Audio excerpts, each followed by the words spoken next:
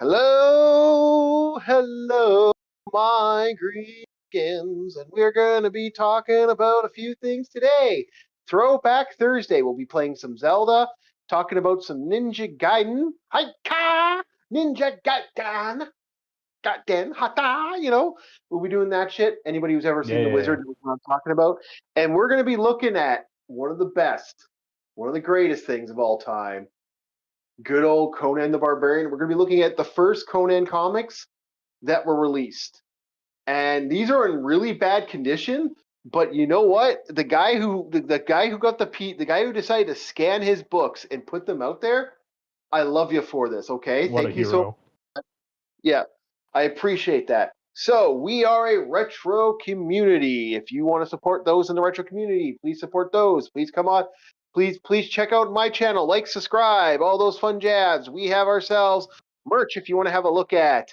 There's Dream of House Hippo. There is also the Patreon. You want to look at that. Everyone, and if you want to see what we do on here, there are other channels. We got a food portion that's the shorts, and you never know what you'll see on this channel. This is the Horde. This is Orc War Chief reviews. Oh, how are our goblins going? Have they moved any farther since the last we looked at? So far, they're still doing covert operations, but rumor is there are certain reports of jinn activity over in the Middle East. Okay, so we're going to be looking at Conan the Barbarian. Conan, man without fear. He is every man is every man. And the man is that. All right, so you know what? This always will make me mad because right here, you're going to see the comics code. I'm going to be spinning my little fucking arrow on it. This shit turned cool, badass comics into a lot less aggressive. Could you imagine if we had Conan as violence, like super violence? And this is our man Conan. The very I'll be first. real with you, Chief. Yeah. Doom Dark Ages, if it didn't have all that sci-fi nonsense, it would literally just be Conan the video game. Yeah. Yeah. Like if you just take away all that sci-fi, all the firearms and everything, and you just go in with the good old meat mittens, axes, and you just put the fantasy filter over it, it's Conan. Mhm.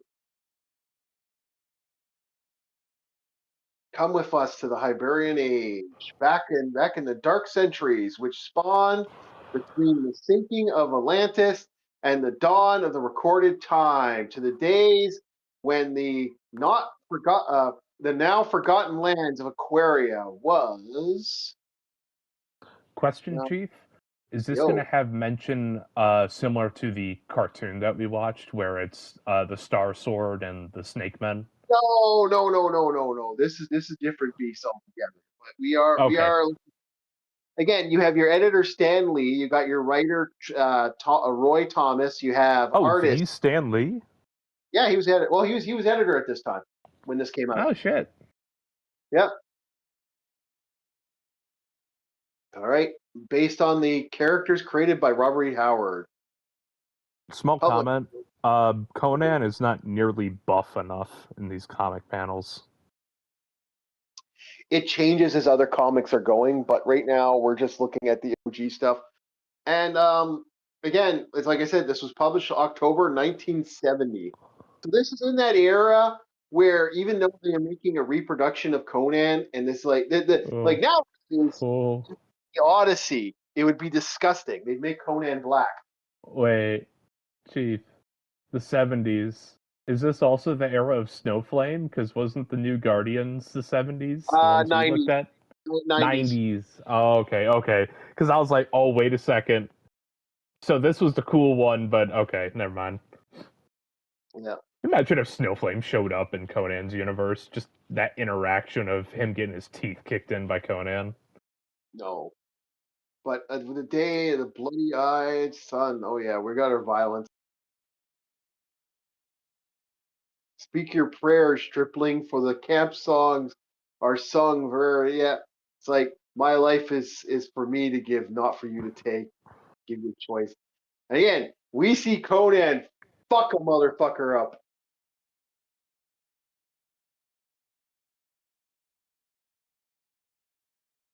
And it is the Sumerian kicks his ass. So they're fighting. Conan is fighting in a war right now. Wait, is he going fisticuffs or does he have? Oh, he has a sword. Okay. In that first panel, I honestly thought he was rocking the spearman with some meat mittens right there. No. Conan's awesome, but he's not that awesome.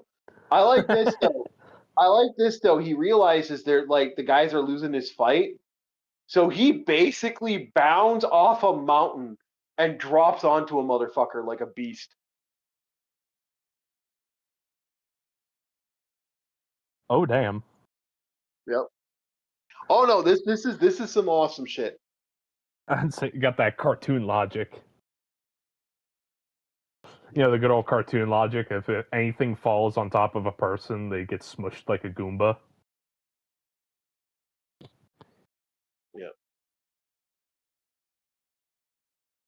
Yeah, exactly. It's not bad. Like I love kind of the like. Then the blades cutting the deadly arc grim waves through the Clemmer battle. Like there's some good writing in this for what it is.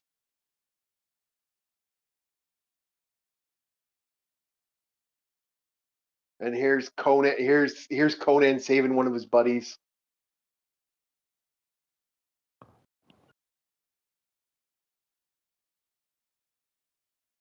So yeah, and then this is where that whole mythos of the fucking double-edged battle axe came from, which I've never been able to figure out where the fuck that came from. I have looked in I history can tell books. you. Where? Lumber-axe. Look at one of the first panels. Lumber-axe never ever had a double blade. Chief, I'm talking modern. Like a modern tree felling axe that has double edges. That's where that came from. So if you look at the first panel, that axe that guy has, that's not a battle axe. That has the edge and the whole weight of the metal as like a tree splitting axe, but they thinned it out to try and make it look like a battle axe. They modeled it off of a tree felling axe. That is not a wait. Tree. It's not one for one, but if you look at the thickness of the blade and how it's on there, it's like you superimpose a tree felling axe that has double heads. It's almost one for one. I've never seen a double-edged. Okay. Now what I'm saying is on the first panel, not the one that the blonde guy's holding.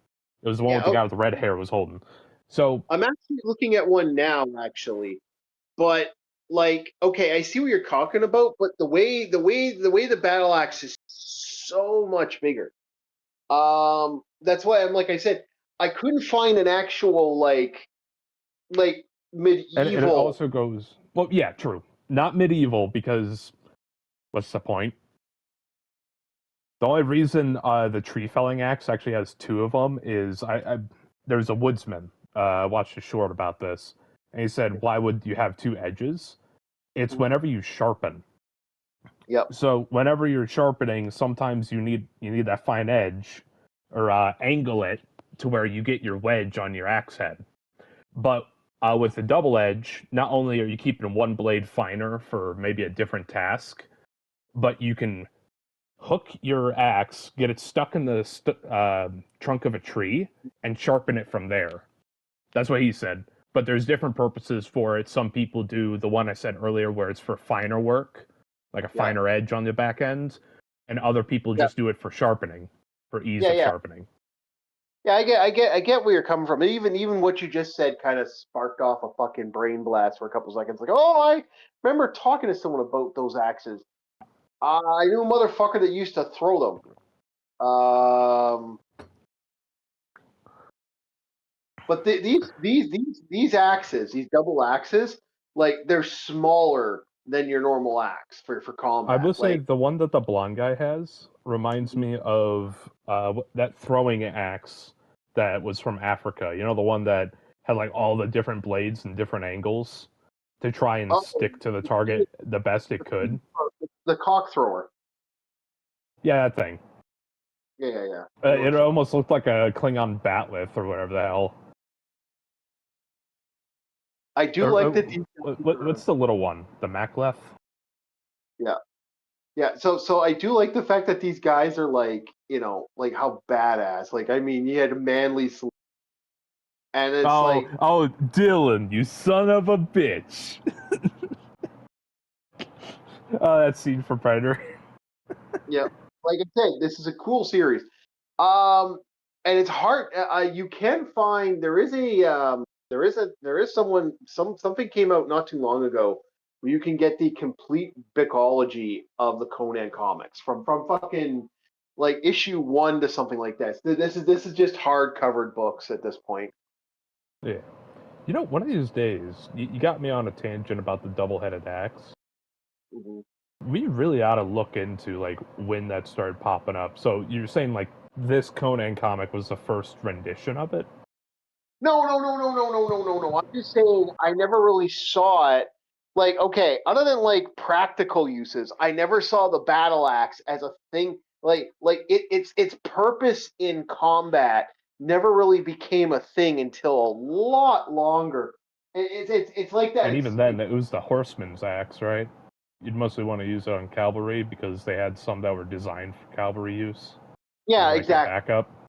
Yeah. But you never usually saw a double edge. The reason you usually saw what was called a hook edge on axes because of the fact that the way they would do it is they could spin the axe around and hook it and knock a With shield on your head. yeah, with the pick. Mm-hmm. Yeah, I Mm-hmm. know exactly what you're saying.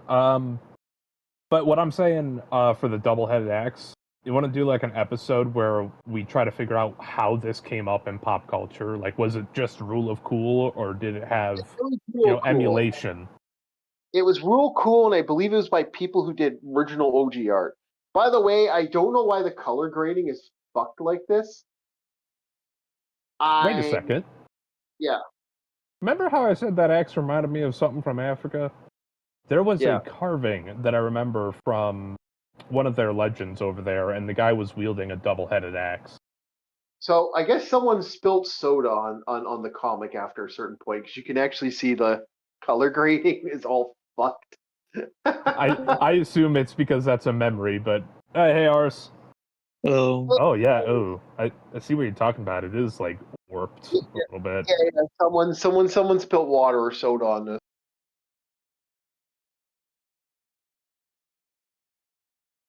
And this is Conan fighting. Now, I do like that they actually like you actually get the old.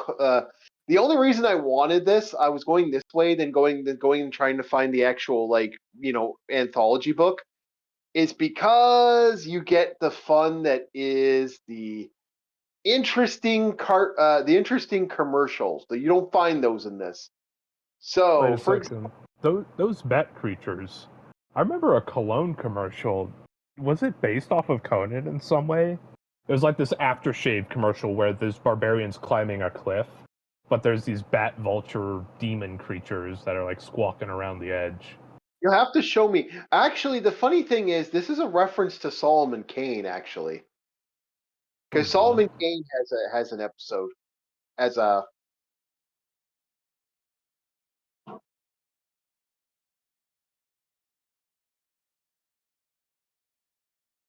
an interesting thing. But yeah, we are getting unfortunate bad stuff. Like play rock guitar in 3 days, special books. So 50 years old. It's like people looking for girlfriends and shit in the old comics back in the day. Yeah. We'll have to eventually. I'm gonna bunny decos. We'll have to legit look at this, like get another issue later. But yeah, this is in really bad condition. And now they're showing, the good old King Crawl. The King Crawl comics also existed, and Conan, because the incarnation, because Conan is basically, and a lot of people think of the revival of King Crawl, and Conan is kicking ass. And there we go. We got our comic back. It's not a big thing, but yeah.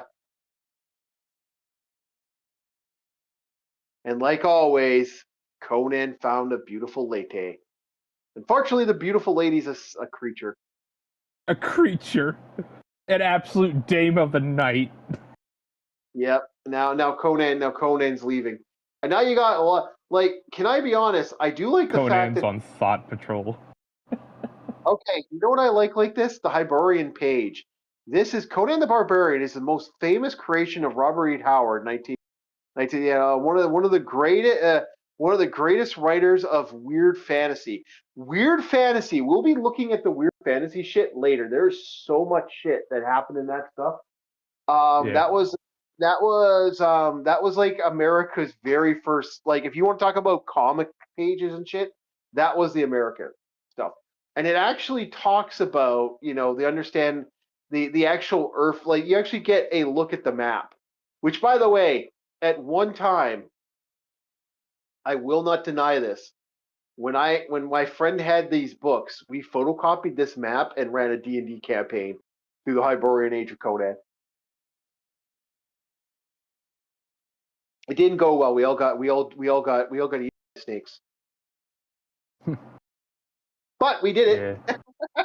But yeah, I sent you what I was talking about. It was a Richard Williams animated commercial, Jovan Aftershave. I'll look at it right now. Did you send it to me? Yeah, I sent it directly to you. Oh, this commercial. Yeah. Whenever I looked at that, I was like, it's the not Conan, but it's definitely Conan. We all know that's supposed to be Conan. This probably was a Conan thing, but no, those creatures aren't that. Okay. I know that commercial. I would love to actually I would love to do commercial live stream, but I don't know how much trouble we'd get in. So we got our little It would have to goblet. be like old products that are no longer in service, like the early 2000s commercials. No, we couldn't even do early 2000. The problem is like I got copyrighted. Like I did one a long time ago. By the way, we'll be doing Wolverine and the X-Men next. I did one a long time ago. I did one of these, and oh boy, did that fucking get me in trouble. Oh. Yeah. I got 26 copyright claims. For all 26 commercials I did. This is right when YouTube was doing copyright claims. It was bang, bang, bang, bang, bang, bang, bang. It's like, what the fuck? Oh, that happened a long time. That was one of my earlier channels. So today we're going to be talking about the famous Wolverine the X-Men. Infamous, I guess, Wolverine and X-Men cartoon, which to this day, there are fans of this that are so pissed that this ended the way it did. Bob, what was your thoughts on the first 3 episodes of Conan the Barbarian. Conan the Wolverine. X-Man. That would be a show right there. Conan the X-Man. Conan did become an Avenger once. Okay, go ahead. Okay. I actually really like this. The plot developed for 3 episodes, and it's like I was liking the setup that they had here. And once again, I go back to my old point. What happened to writing in the 90s and early 2000s? This is good. I know, we got that Christopher Nolan piece of shit coming out, which everyone in it is a fucking hypocrite. I'm fucking calling it out. Everyone in there is a phallus hypocrite. The writer, the book that Nolan's deciding to write is a phallus hypocrite. It is like created by a phallus hypocrite. Everyone there is a phallus hypocrite, and I'm going to say a majority, and I'm even going to go allegedly. Not going to be slanderous in this. I do believe a lot of the individuals that is super racist. I did learn one thing in this series that I did not know. Mm-hmm. I thought Emma Frost had frost powers. I did not know she was psychic. Well, she has a couple other abilities I'm not going to get into, because if you ever decide to pick this up on Amazon Prime or some of these other sites, you can actually watch it still. Yeah. Unfortunately, yeah, like I said, I legit thought Emma Frost was just Ice Woman, like the Ice Queen. No. Well, she's called the Ace Queen, actually. Well, she's called she's called the White Queen. Sorry. Yeah. I will Yeah. say, at least she's better looking than the queen from Narnia. But then again, I think that's kind of part of the character for the queen of Narnia. All depends on which queen of Narnia are you talking about. Anyway. The Ice Queen. Yes, I know, but like, you got to keep in mind there was multiple Ice Queens from multiple there was. Yeah, no, there was. Remember, there was the movies that came out, the Narnia. Then there were I was talking the movie. I was talking like the movies. Yeah, I know. Out in like 2006. Then there was the BBC show that came out way before that. I wonder if that's on YouTube. I'm gonna look and see if that's on YouTube. And then there was 2 other shows that existed. Like, there are 2 other things that came out for Narnia. Narnia has a very interesting story arc on a lot of stuff. So, Yeah. Not to get too distracted, but yeah, it's like Emma Frost is like didn't know anything about the character whatsoever, and this show was able to show off some of that and give her an interesting character. And what are the anti-mutant guys called? They're MRD. Yeah, the Martys. The Martys, as Wolverine calls them. Mm-hmm. What does that stand for? Is like that mutant restraint department or something? Yeah, MRD, yeah. Okay. I honestly thought that the MRD were going to have a plot with, what is it, Geneva? Was that the name of the Magneto's palace? Genosha. Geneva. Genosha.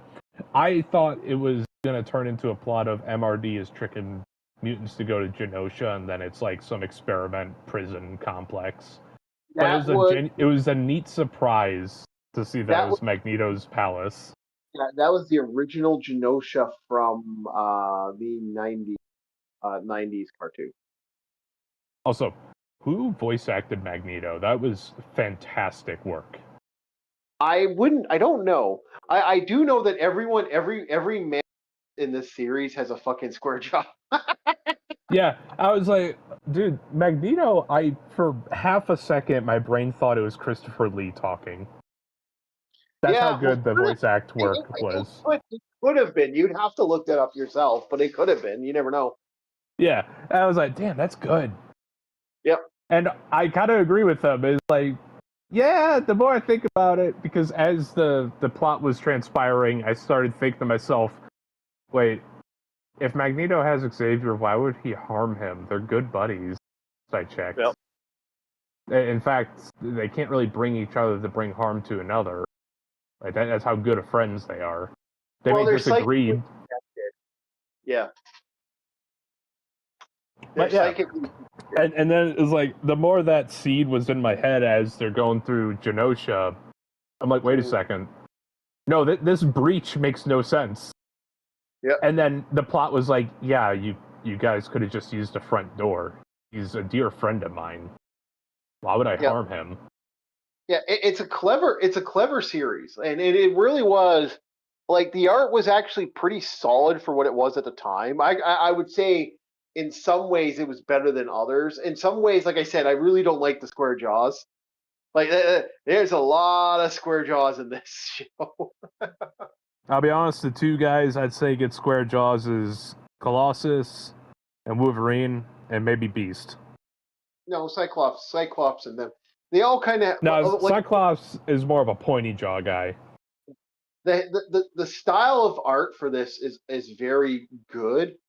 When we didn't have the YTV thing blurb going on the fucking bottom. Yeah. Up next, Naruto. I was like, it's that era. It's that era when Naruto is showing commonly.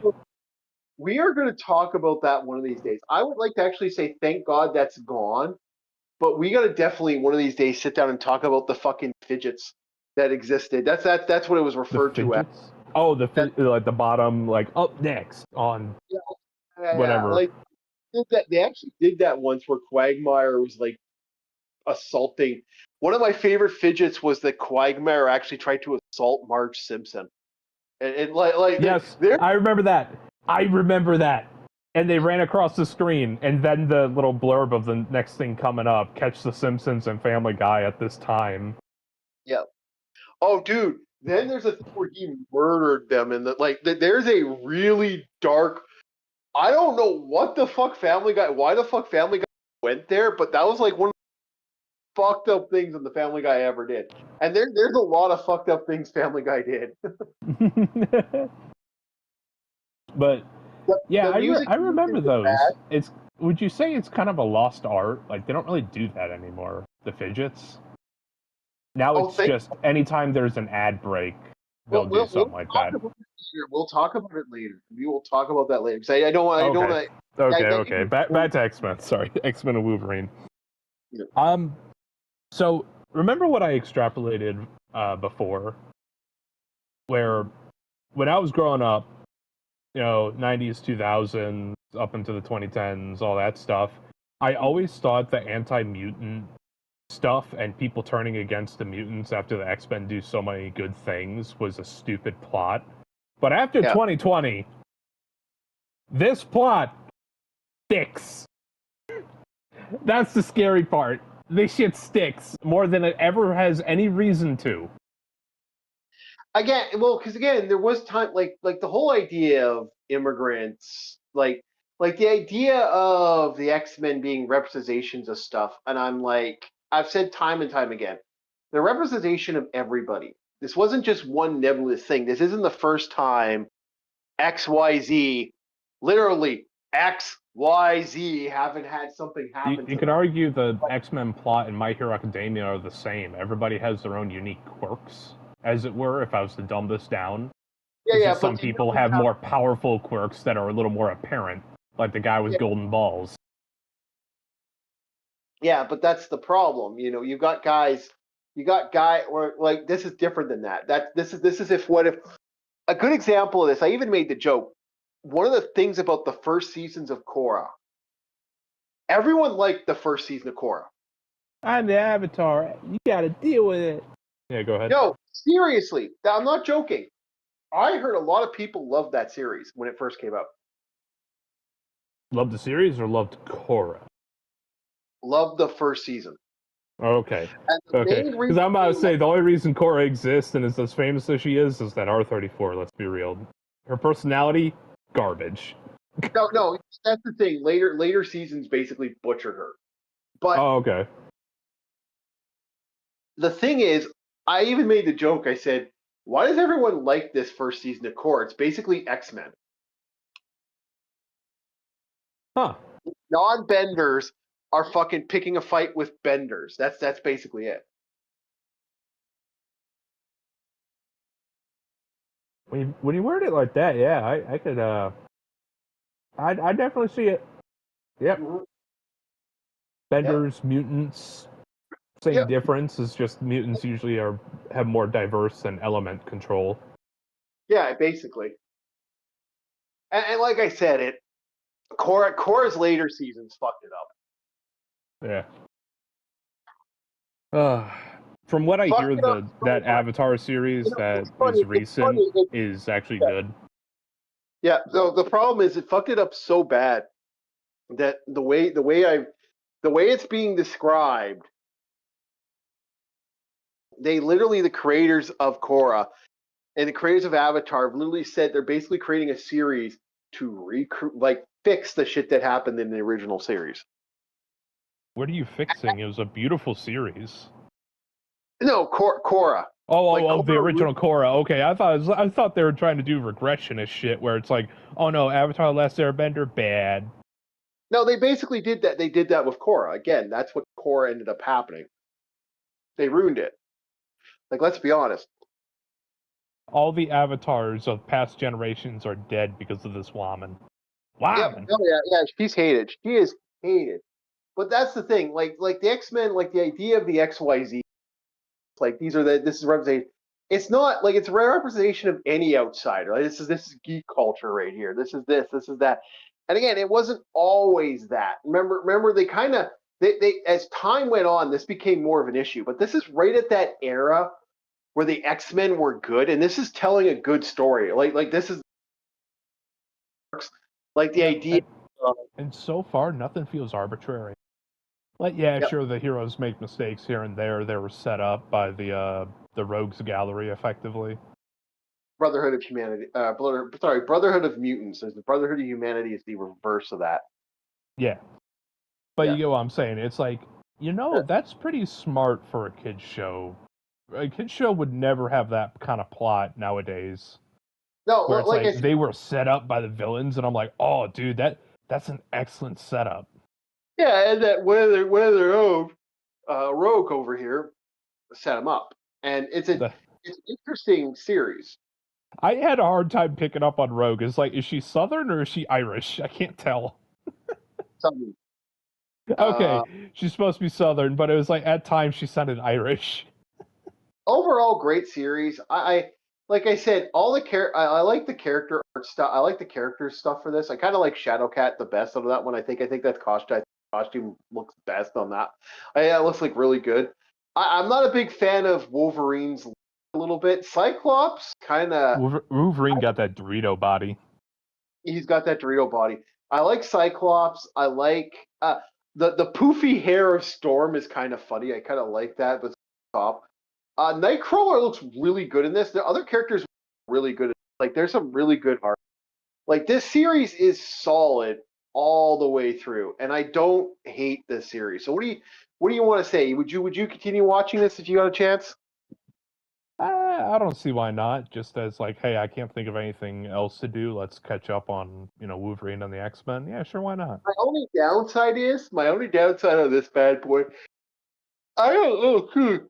I don't know how I'm gonna get. I don't know how I'm gonna go through that. Yeah, I know. I'll be right back. Yeah. Oh, no problem, man. Yeah, I gotta stay up for another hour. I gotta get, dude. I'm tired because that jet engine never got fixed until now. Well, are you talking about the X-Men stealth plane, the air quote stealth plane?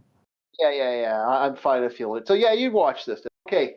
So it's No Guns Life, Wolverine and the X-Men this time will be the pick, but I hate to say it, it's going to be No Guns Life because I don't know how we're gonna. Because we would literally have to dedicate time where me and you watch it. And for some reason, all the atoms in the universe were like, you know what? We're gonna put you guys on hiatus. We know you want you to watch, Wolverine and the X-Men, but it seemed everything was coming together to say, you know what? You're gonna be tired today. You know what? No, you're busy today.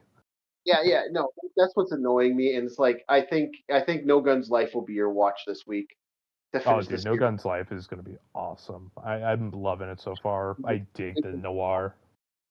It's good. It really is good. Okay, so we got ourselves that. So we're going to be looking at the OG Ninja Gaiden for a little bit, and then we're going to get to our fun that is the series known as Ninja Gaiden, found on Nintendo today. If I can get the Nintendo to work. Come on, Nintendo. What are you doing? Nintendo Gaiden. Yeah, Nintendo likes. Sometimes this emulator does not like. I really do hate how this emulator likes to play sometimes. Oh, okay, it works. It's working. All right, we should be seeing something. Hopefully. Yeah, we're seeing something. All right, come on. There we go. All right, let's go. All right, so we're going to be looking at the very first game. Press start. So it's an interesting story arc, and we're going to get into the 19 improved version of the franchise. So we're going to be looking at the original story arc for this. You are not going to see me get that far in this, but this actually looks like a better version. So this is two ninjas on a duel, and whoever wins the fight. Is the music on for this?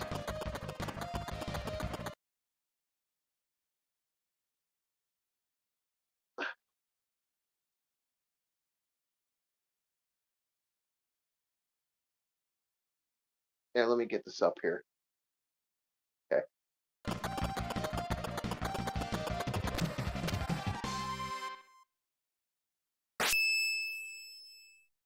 I don't hear any sound. Should be fine now. Yeah, okay, it's better now.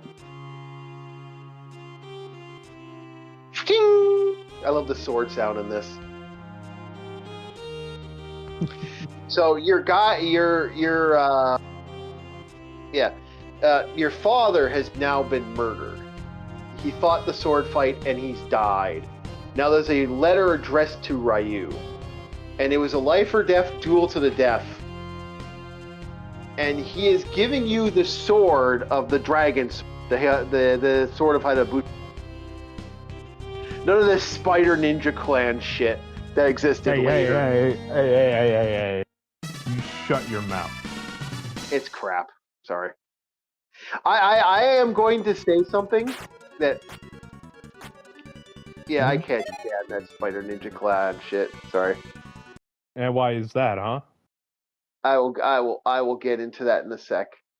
Now. I want it now. Give me that info. Hold on. Okay. Hey, why isn't this not working? Oh, there we go. Black Spider Ninja Clan. One of the best bad guys around. I want to switch the config. There's nothing really to hate about them. That's what I like about them. It's like, yeah, they're just mooks, they're goons.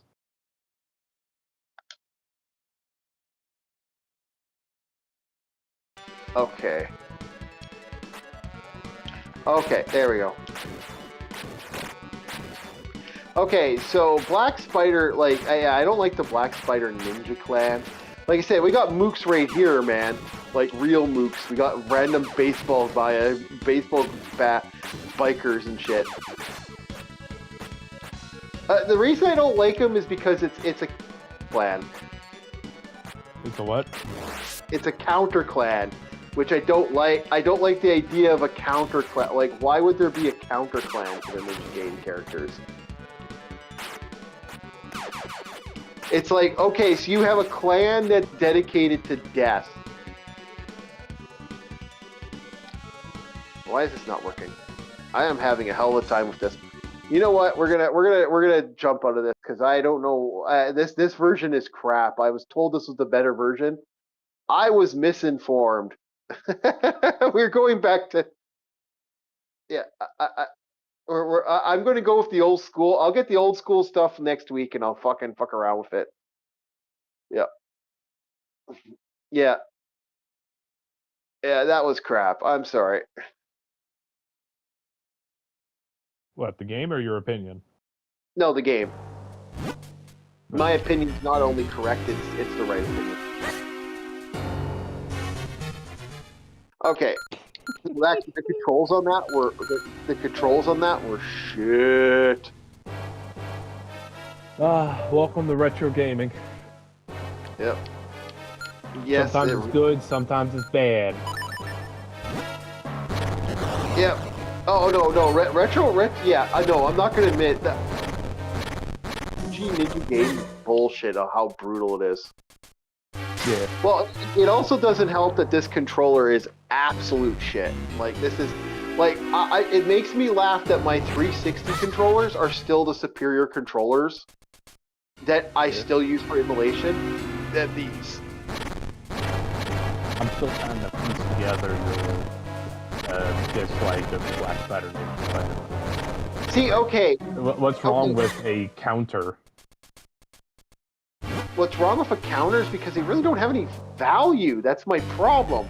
Like, they're just equally, we're bad because we have to be bad. It has no other value to it. Like, to me, I'm like, okay, but like, what does that do for other, like, what does that do for the character and having him something to fight? And then, you know, with the other ninja stuff that they did... By that logic, you might as well throw orcs out of the player. I say, you might as well just say no to orcs. At that point, it's like, yeah, orcs are bad. Why? Because they're bad. Yeah, orcs are bad because they're bad. But the difference is that you're not... Look, okay, because literally what just happened recently, I don't know if you know much about the most recent adaptations of the new Ninja Gaiden series thing that just came out. The Spider Clan is not as evil as we thought it was. And it's like, okay, well then if that's the case... Why are you regressing what the Spider Clan was? The whole point exactly. of them in like Ninja Gaiden 2 and 3 was to bring the end of days. That way they'd go to effectively Nirvana with Sunigumo. Yeah, that's my problem. And they'd all become demons of their own ilk. Yeah, exactly. That was the whole point of them. That's why I was like, you know what? They may be mooks, they may suck, but at least they have goals. Yeah, that's my problem with it. I honestly would have rather just be BOWs at that point.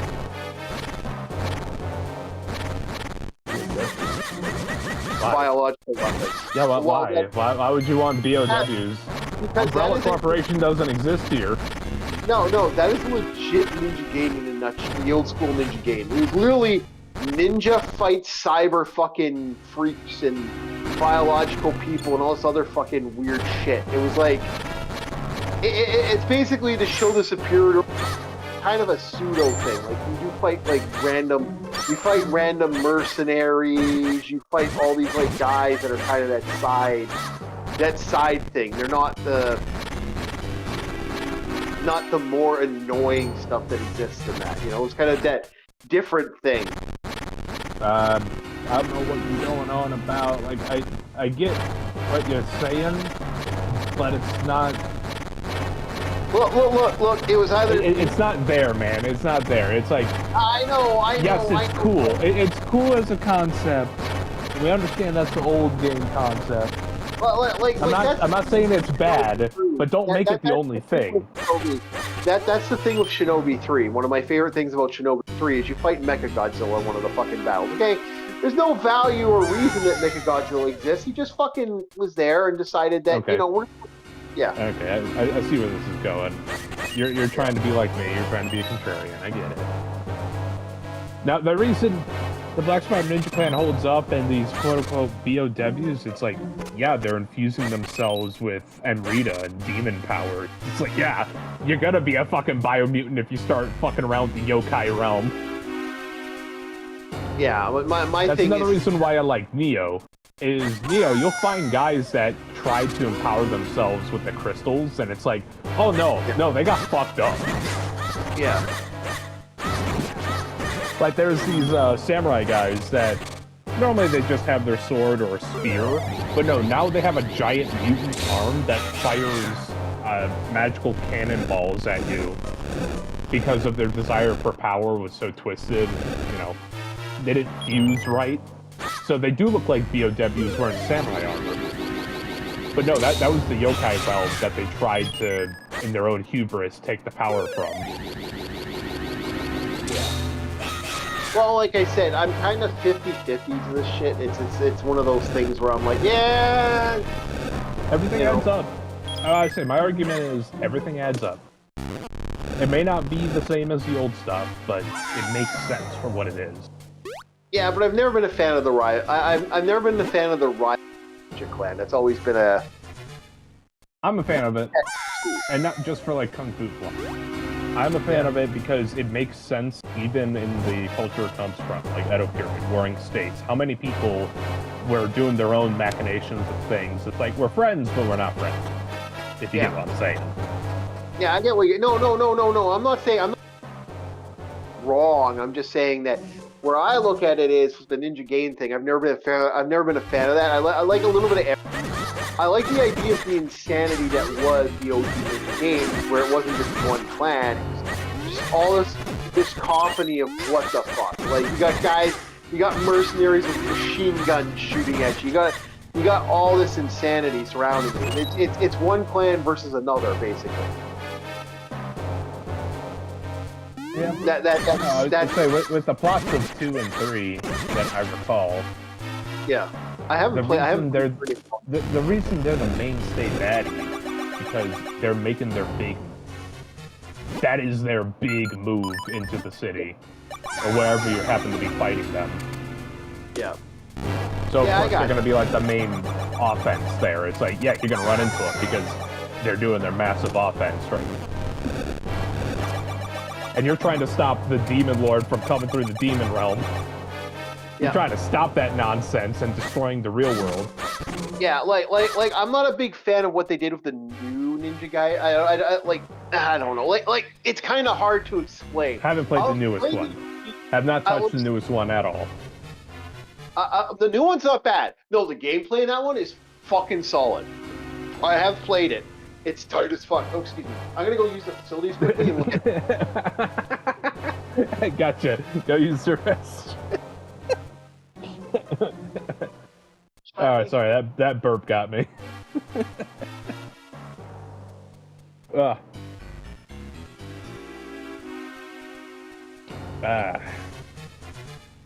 Another lovely day.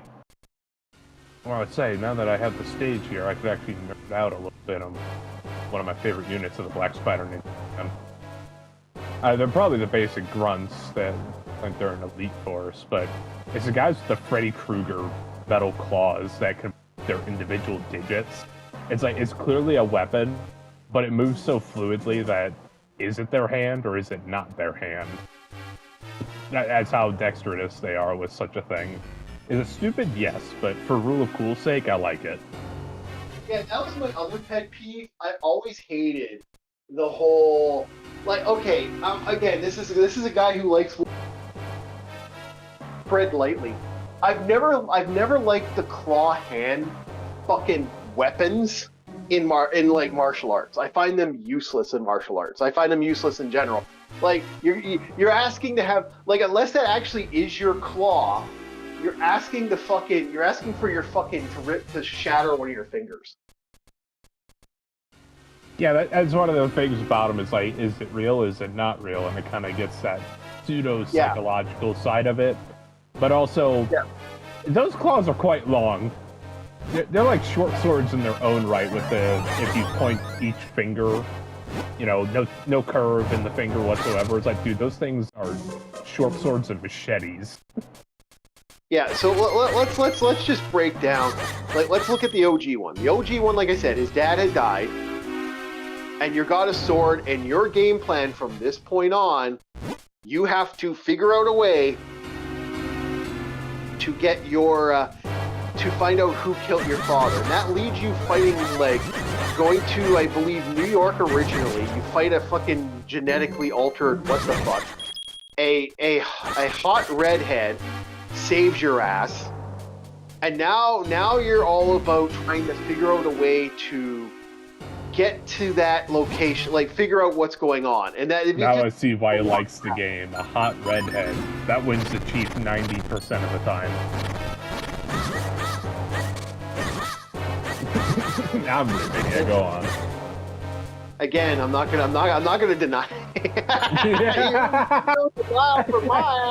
It's like how to bait the chief. I get some orange yarn, put it on like a doll head at a long distance, and before you know it, he's there. It's the only way I can get him to move.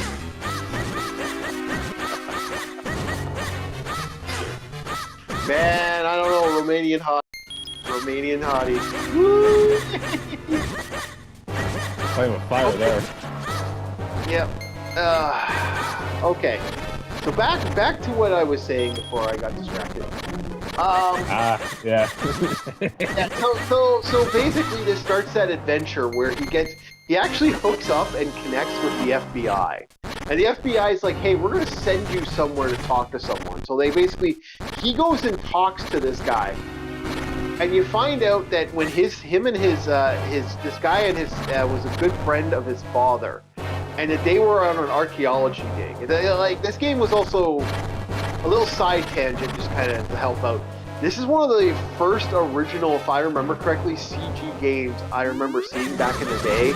That was like that legit, like they had the actual cutscenes and shit. That just was not seen back then. Are you talking like how Tekken had their little 3D artwork for like Tekken 2? No, you just never saw that shit back in the day. I don't ever remember. No. That's what I'm saying. Is like, was it that 3D style where for the cutscene? No, this is Nintendo.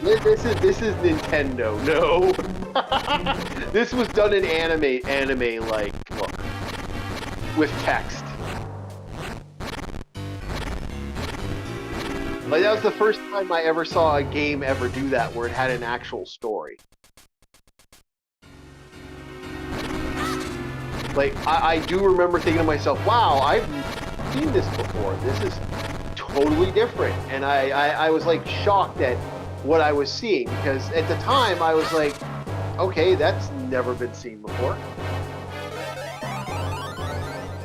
And people were kind of surprised that we had this game that, you know, no one had ever seen that. And it was like, you know, it always was different to see that for the first time as a gamer.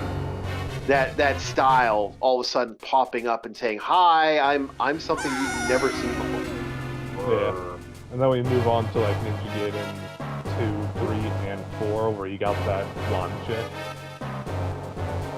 I don't think like, it was a... You know, no, they had a blonde chick. I think she was a Fed. For literally like the first opener to the game is her getting ambushed. Are you talking about Ninja Theory 1? Okay.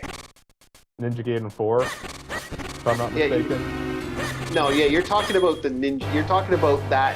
You're talking about Team Ninja's Ninja Gaiden. Okay, you're talking about the CG stuff. I'm talking about the old school shit. Yeah. Like, you know, I remember that 3D artwork, Team Ninjas, and I was like, you know, for some reason, Team Ninja, even if it's a demon, understands the female form really well. Well. Well, legitimately, that's when they started adding the whole. Let's get there, Bob. Like we're not even there yet. Like we're just gonna talk about Ninja Gaiden 2, and let's get to Ninja Gaiden 2 and then 3, and then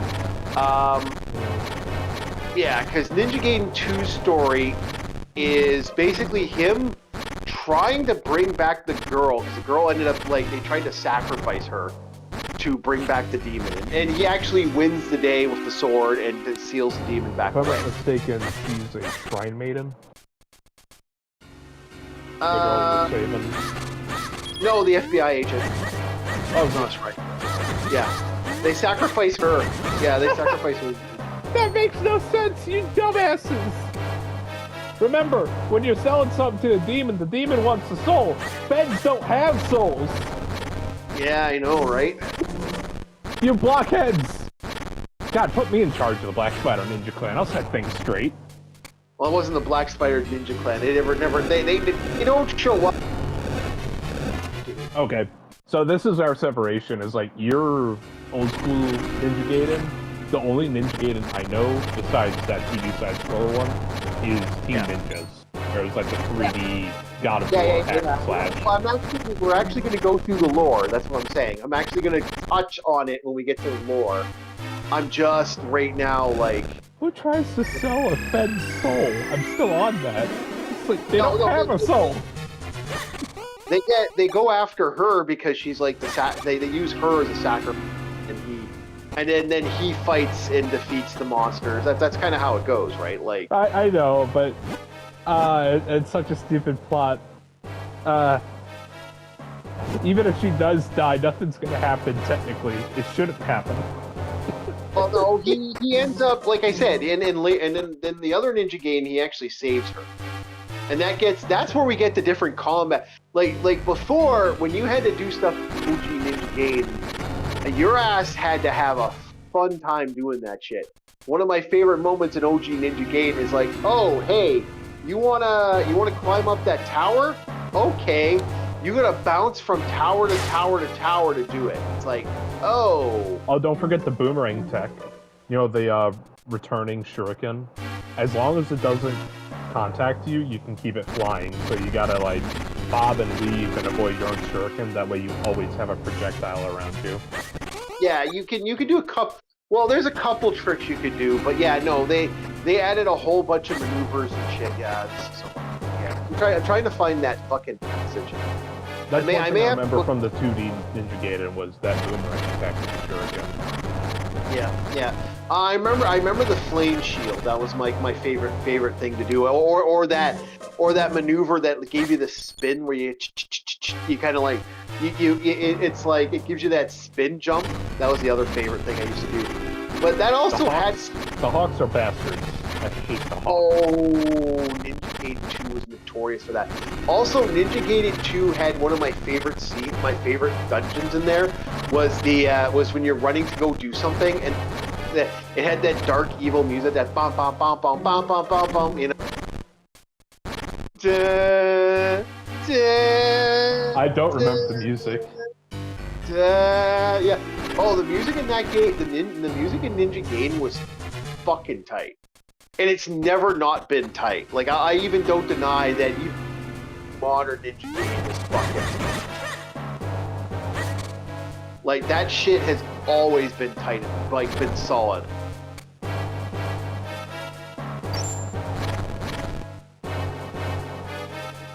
Okay.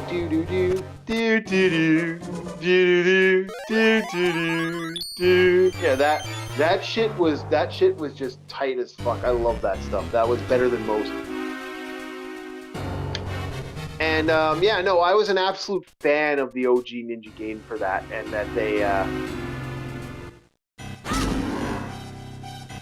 had a lot of stuff that they did, which just kind of like made me go, yep, nope, this is just fucking awesome. And then the third Ninja Gaiden is the one I never played that much of. I never knew it existed, actually. I was like, wait a minute, there's another Ninja Gaiden game I never played? And oh yeah, that Ninja Gaiden I heard was the Ninja Gaiden where they decided, hey, we're gonna fucking you know that thing you do? We're gonna make it so that you can't how did my friend put it? Limited continues. On a Ninja Gaiden game. Whoo! Yep. Oh, no! All it takes is one hawk to ruin the run. Yep. That is some serious fuck you from what my friend was like, yeah? That. Oh, son of a bitch. When I remember when my friend told me that, I was like, no. Yep, no, limited. I'm like, no. A way to eat your quarters. Yeah, well, that's the problem. None of these games were eat your quarters. And I remember when he told me that, and that's all got the fun of the Shadow Ninja, the Shadow Ninja Jutsu shit started happening in that. And I was like, no, just no. Fuck. Oh yeah, I was freaking out when my friend told me that. I was like, that is so wrong on so many fucking ways. Shadow Wizard Money Gang.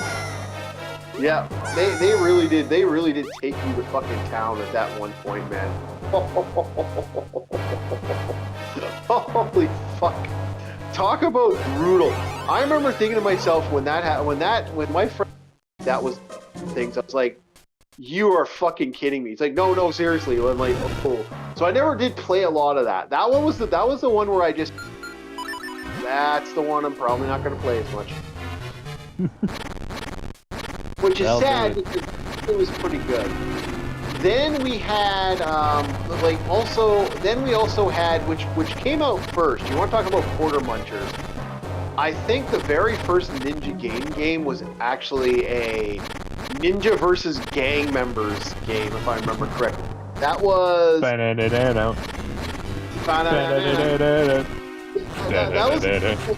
was the one with the really savage. That one's the one where if you actually don't save the main character when you get the to be continued, that's when it's a saw blade slowly starts going towards you. My God. Yeah, no, it's one of the more violent deaths in a freaking and you do die screaming. Ah! See, fucking it goes all red when it hits him. Oh, dude.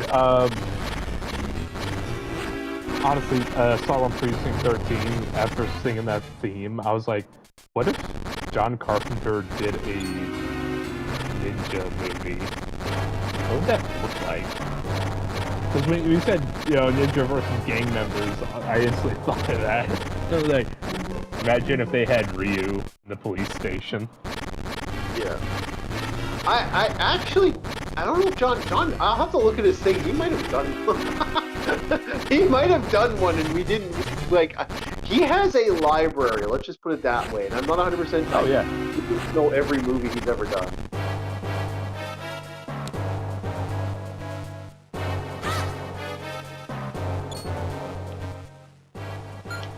So okay, so we got ourselves our ninja like that.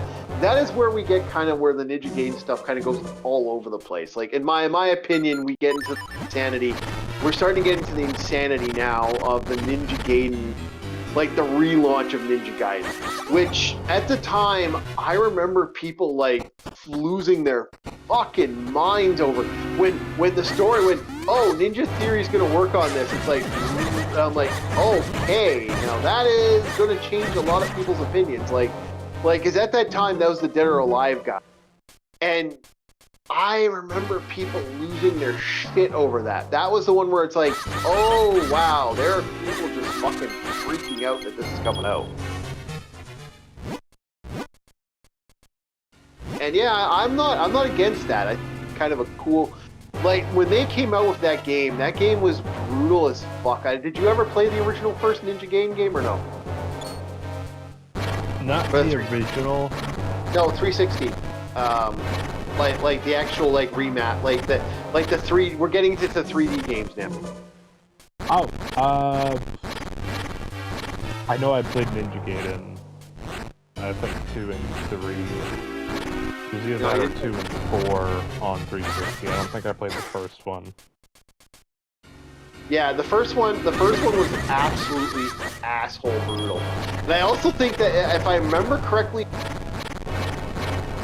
you'll have to look this up for me there, Bob. I don't remember. Wasn't that the Ninja Gaiden character where the main character is like you're like, hey, you gotta play hard mode to beat it to get the true ending or something like that? Wasn't that where that one? I can't say, but that sounds like a move that they would do. I can't remember. It's like one of those things where my brain vaguely that seems to have popped into my head for some reason. So that could be unique. The Swiss cheese is squishy. Oh yeah, I know. I can't remember where this fucking key was. I'm getting a little annoyed, and I might do a quick look up. Where the fuck is that key now? Because I know it's somewhere. I just don't know where.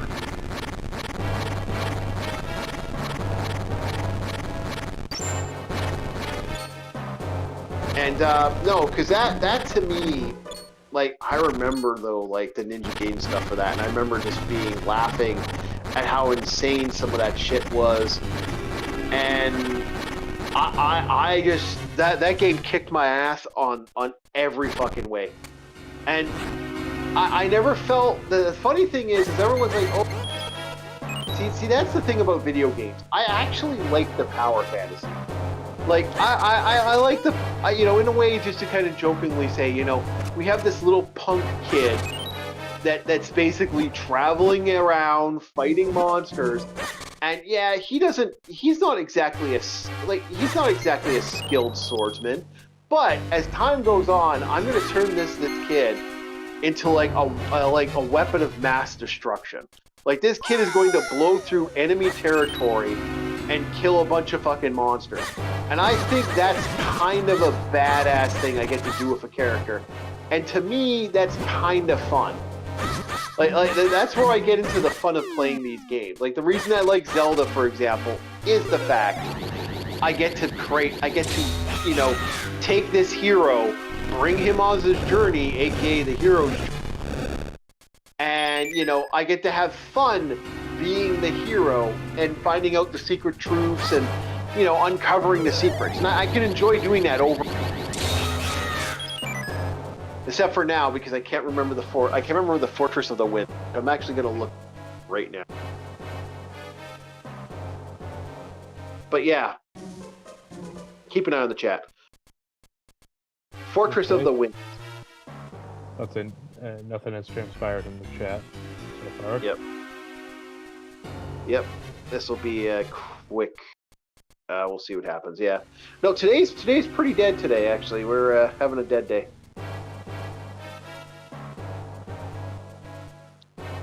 Okay. I'm going to playback speed 5 times. So yeah. So you didn't play Ninja Gaiden 2 then? At all? If we're talking the 360 one, I'm pretty sure I did play that. Okay, so you did play. Okay, so you did play the first.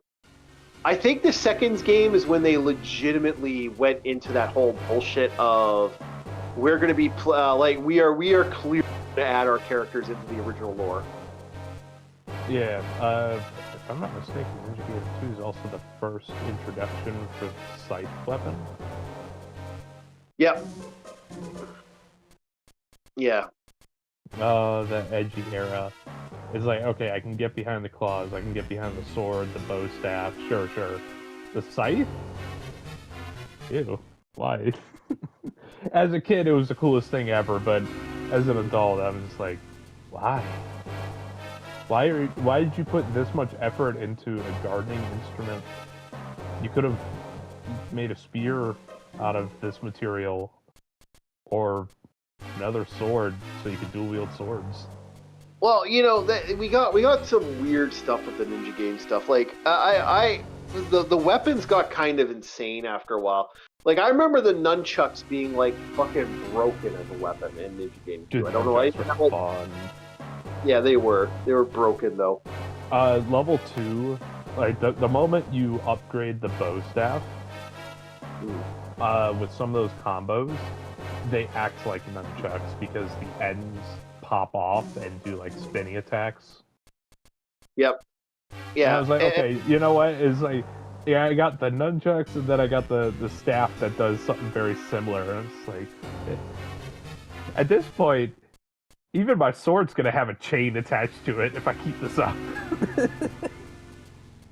I can't remember actually. Like I remember it being like the funny thing is it's like this game survived where the other ones really didn't. Like the Shinobi game did not get that far. Like it fell apart. Like the 3D Shinobi games. Hmm. Holy shit! Those were surprising in some ways that those did not. Those just kind of vanished off the radar. And it's sad because I remember the Shinobi game. You didn't play those, eh? Those are like definitely like these are PS2 era, so I don't think you ever looked at the Shinobi. That one was an interesting one because that one was the one where you get the sword, and like it had a benefit of the more you cut things, the more damage you got with it. It was one of those like cool little like like you basically it gets sharper and sharper and sharper the more damage you.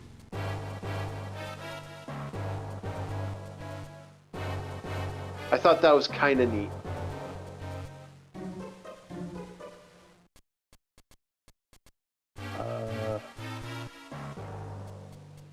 Shinobi. Did you play it? No, I don't think I did. Yeah, I got your figured. explanation. Like the more damage you do, the sharper the edge gets. Yeah, the sword gets more dangerous. That's kind of a cool idea. So it's like a positive feedback loop kind of thing. Yeah. Yeah, it really gave you an excuse to attack everything around you before you actually attack the villains. And then there was a later side game. Ninja Gaiden, I do believe, wasn't there a Ninja Gaiden DS game at that point?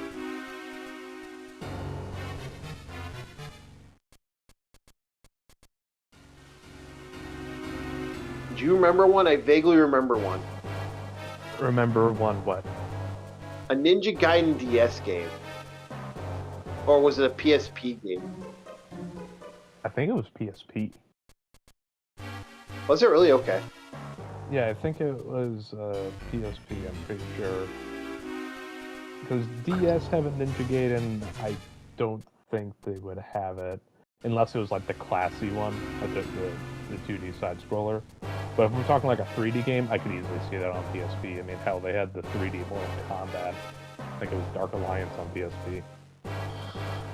I don't remember. I'm like my brain's recognizing something. Like I vaguely remember. Maybe I'm wrong.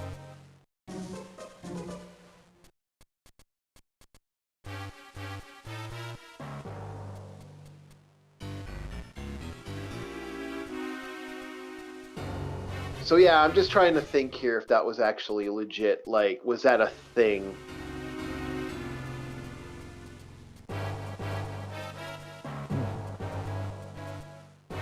So we had, yeah, it's kind of like, hey, if you can't remember, it's no big deal. It's one of those things. Yeah. Yeah.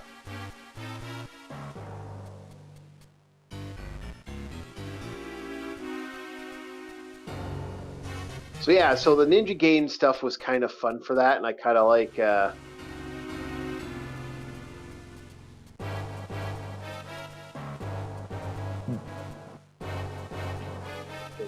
that, and I got through there.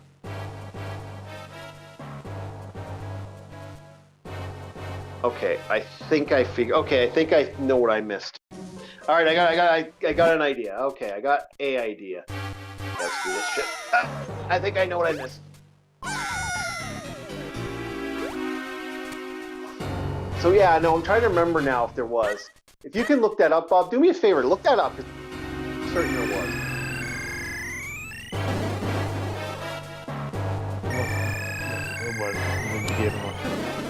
Yeah, Ninja Gaiden. See what Ninja Gaiden games there work. So I think we're missing one. I vaguely remember. Watch it. One of them's gonna be like a really. Yeah. Well, I know we touched off on the Ninja Gaiden. We touched off on a couple of them. Just trying to remember which one I forgot because I'm talking about the arcade game. The arcade game was mighty mediocre, but I don't remember now. I am certain I'm missing one.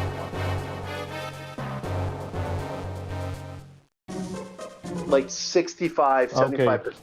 So was there a DS one? There was a DS one, but there wasn't a PSP one. There wasn't a PSP one. Yeah, there wasn't a PSP, but Ninja Gaiden was. And Ninja Gaiden. Fuck's sake.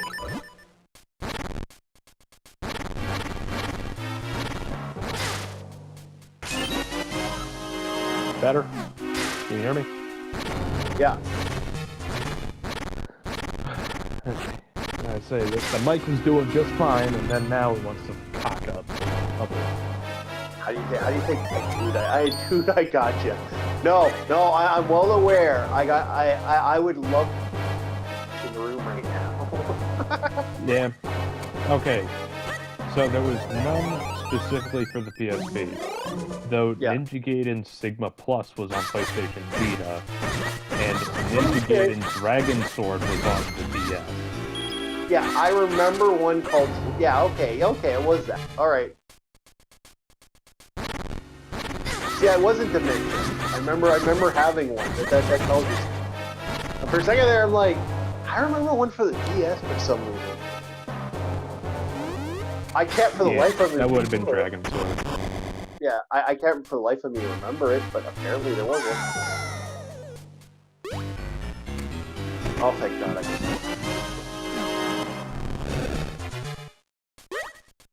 Save me, giant evil stand. Oh, they're not here. Damn it. Okay. We're almost done. I knew I forgot one. Like, I was like, fuck is that key? It's like, oh yeah, it was there. That was what I missed. So, yeah, okay. So, yeah, there was that Ninja Gaiden DS game. I vaguely remember it. It's literally... I know this game. I know this game. Why can't I remember playing this? I vaguely remember this game. What the fuck? And that was also, like I said, with the spawn of, then we spawned with the Ninja Gaiden 2. And that's where you got the fun. That's where you definitely got serious crap going on. Like that was where they brought in Akane or whatever her name was. Is it Ainani or Akane? I can't remember the name of the from the Dead or Alive franchise. Hello? Did I die? No, you didn't die. Okay, I'm not dead.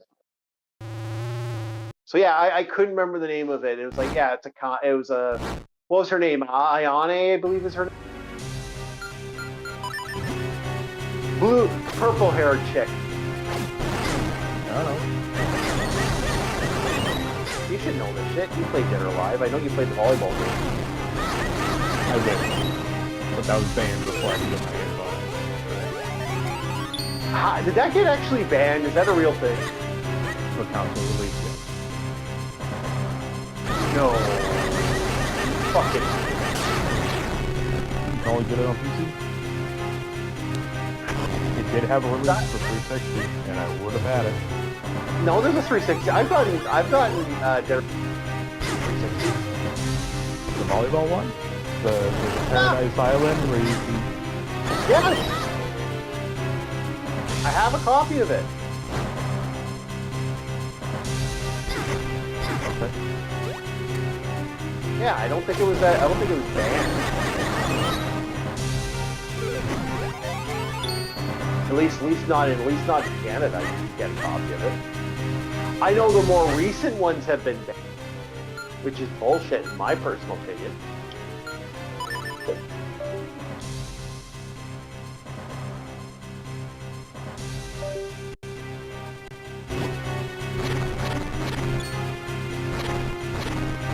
Which I think is shit. Like, that shouldn't be that way. Like, come on. It's a game about volleyball, for fuck's sake. Like, sure, there's sexy girls wearing very little, but that's fine. That shouldn't be a problem in gaming. Oh, did I just die now? No. What way? No, I'm just checking out. So, then we got the fun crossover with Dead or Alive, where he shows up to help them kill. I guess they're going after. I can't remember what corporation they're going after, but they're basically the Ninja Clan. Basically starts a big fight in Tokyo, and I remember that's kind of what happens there.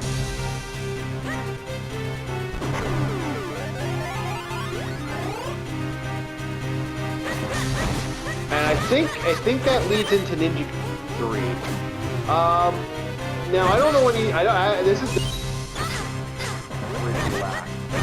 Do you know what do you know about Ninja 3 story and shit? I don't think that's one I played. I think I played 2 and 4. Okay. So yeah, both that definitely played. So then we'll have to move on to 4. The story for 4 then? I'm about to say, when we started talking about Ninja Gaiden, yeah, I was like, I am no lore master in any sense of the word. I thought this was going to be like a short little blip. No, it's a blip of us just having fun and having to talk about it. That's all. Like talking why we liked it, and getting into the lore a little bit is just part of the fun of the series. You know, like you have to talk about the lore because that's like the main reason that shit even exists. Like weird that stuff. It's in the lore.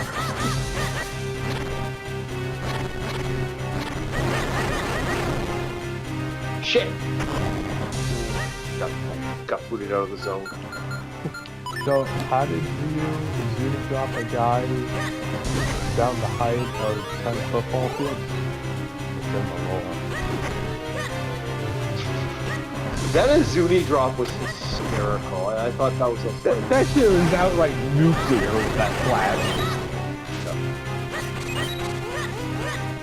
Stupid. And also that poor guy, he's just like, Ryu has you by your collar and the back of your belt, and just right off a fucking cliff edge, and it's like, I can imagine this guy screaming all the way down, because I would be too.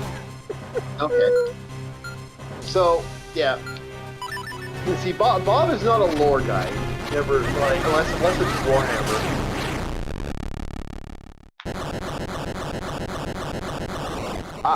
I'm a lore monkey of everything.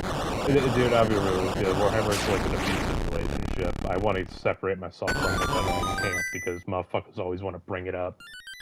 It's the only time we can actually get you open up and actually have a conversation sometimes. What an existence to live. It's fucking your fault, not ours, man. How is it my fault?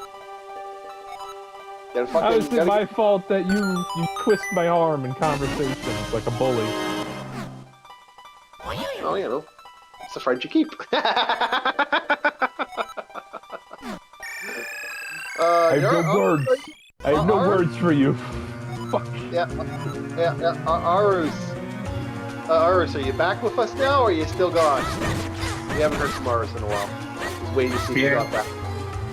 What's your thoughts on Ninja Gaiden? We've now exhausted our thoughts. Did you play the original? Yes. Okay, so then did you like the original game? You a fan of the big one? You a fan of the small ones? Like, It was okay, but I haven't finished it. The newer ones are a bit harder as well. do you find them more hard than the than the new ones? Because I find the new ones nowhere near as hard as the OG original. That's because the old OG were janky as fuck. I think the new ones might be harder because almost all the bosses have like super armor. You have to like find your timing and stuff, and even then you can still struggle with the game. Okay.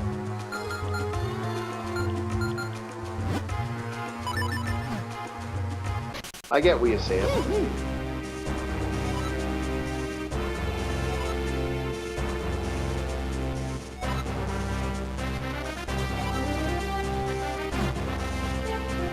Yeah, so that's just kind of how I feel about it. Like, Ninja Game's kind of like all over the place when it comes to certain things. There's just like one of those situations where I'm like,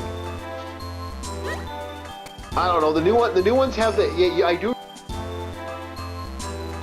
breaking shit, but the old ones, man, one good hit, and you're just fucking dead.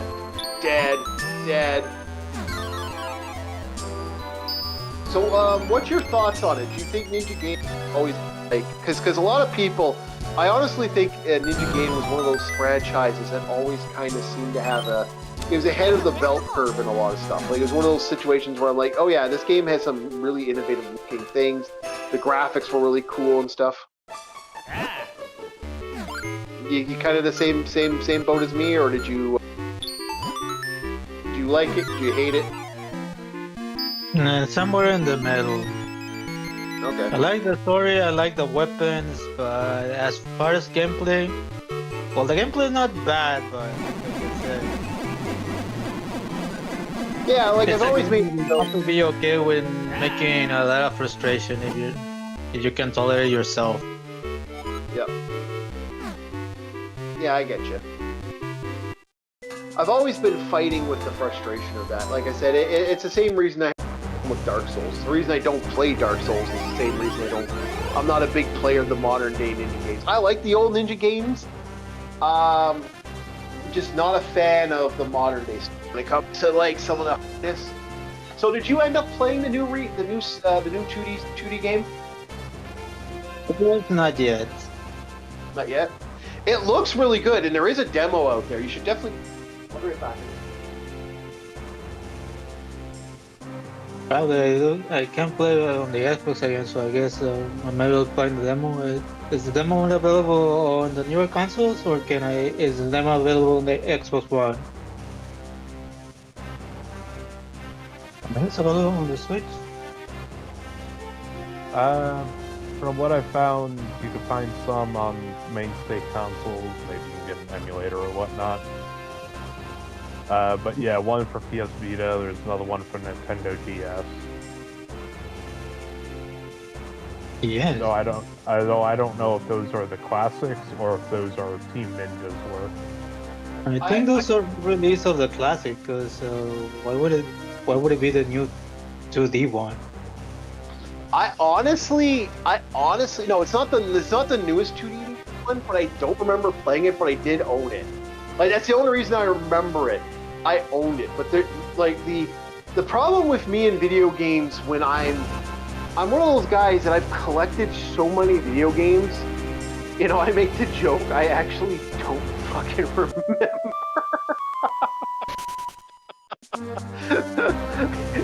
And my buddy's like, How the fuck do you not remember this shit? It's like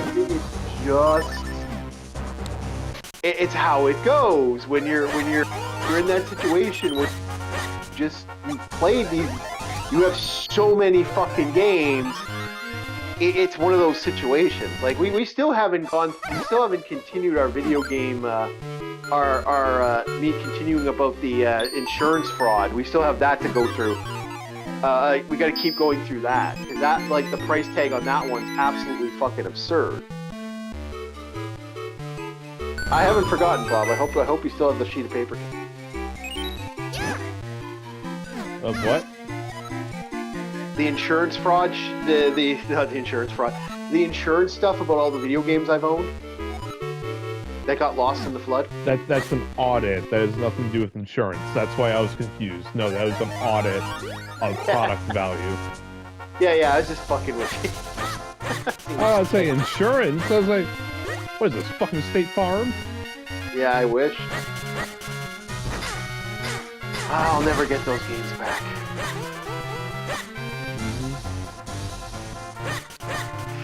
It hurts. It does hurt a little bit. I'm not gonna lie.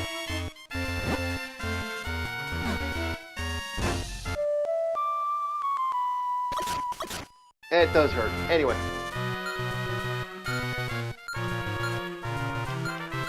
Let's go that way.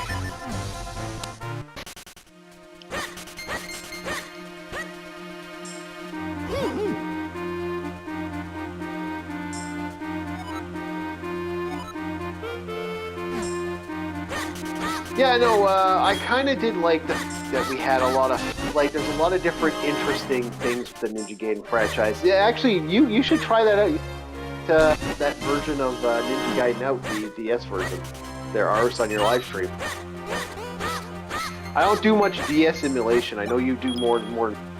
Because there's only like 4 DS games I actually want to own. The only reason I haven't bothered, it's like Devil Survivor 1, Devil Survivor 2, Elves versus Orcs, and that's about.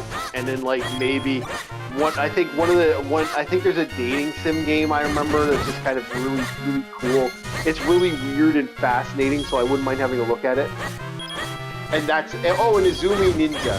The Izumi Ninja games are actually on that list of games I absolutely love. The Dungeon Crawl. So yeah, okay, so which one do you, did you ever beat the OG Ninja Games or no? Paros, did you ever go through Ninja Gaiden 3? No, I got stuck. I played on L channel, so I didn't play all the way through. Yeah, we haven't, and I haven't, we both haven't been on LCX's channel lately. DJ Roddy's hogging her LCX time.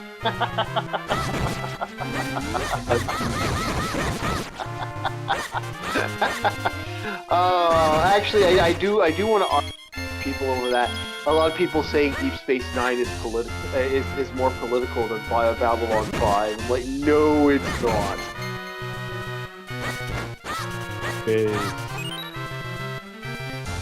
Yep.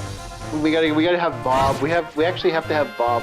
One of these days, Bob, we'll get you to actually look at the old stuff like that.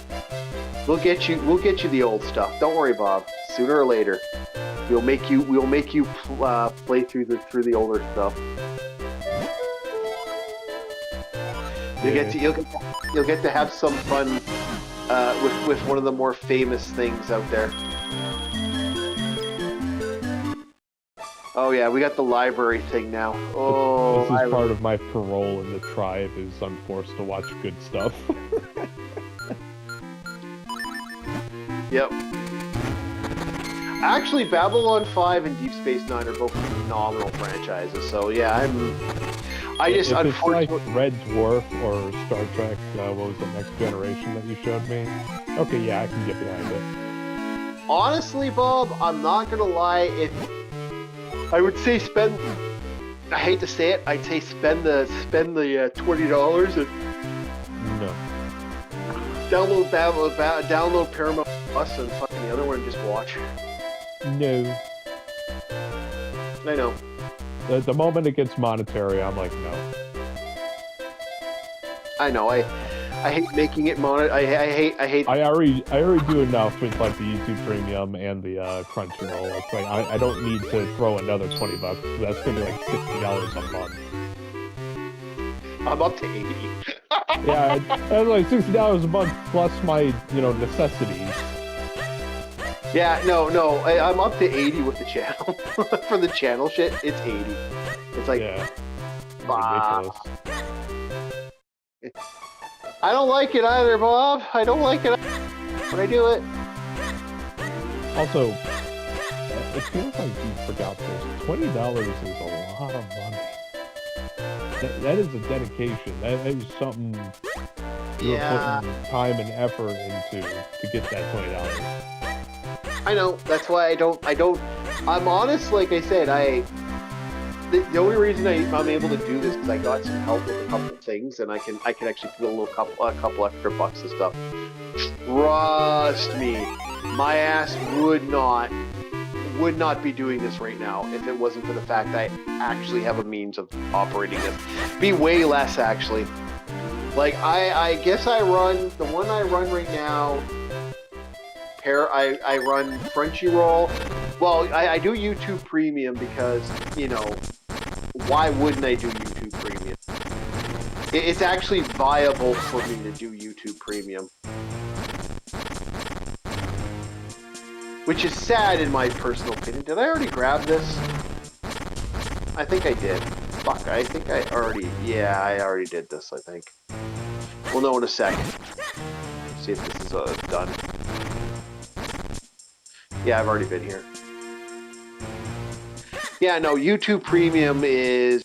well, I do Amazon Prime because I don't bother buying 90% of the stuff from...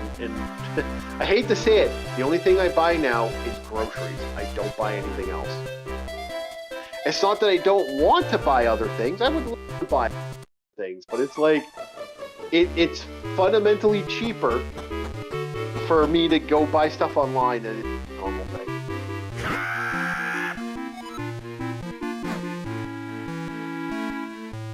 Yeah, we have literally gotten to the point where I'm like, yeah, so do I want to spend $50 on a pair of pants, or do I want to spend $12 on a pair of pants? Well, the $12 have it.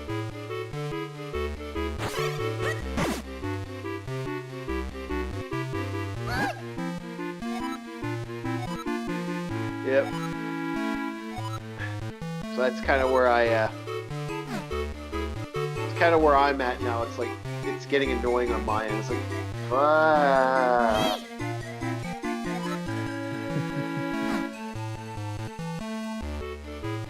Well, it's just not cool anymore, man. I'm just kind of pissed off that that's been going on in my life, where it's like, it's still fundamentally cheaper than it was for cable TV. Cable TV can go fuck itself. Like,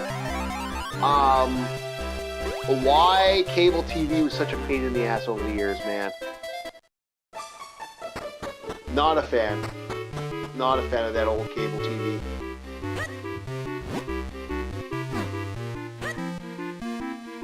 Alright, now we get the fun of going after books. This is such a Capcom game, it's not even fun. Like, I make the joke that, yeah, Capcom really kind of went nuts with this.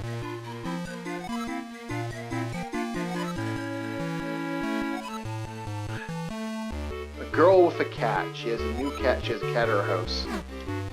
Okay, so I got that, and then it's like... Say, so girl with a cat. Alright, let's get that girl with a cat. I do like the sprite art for this game. This game has some fun sprite art. It's kind of cute.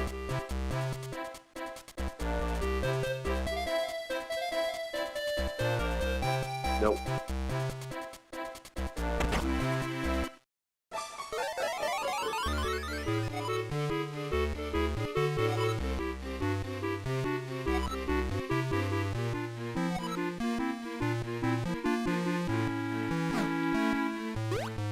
All right, let's go get that book. I do like the fact that they force you to like, you want that book? Go get it.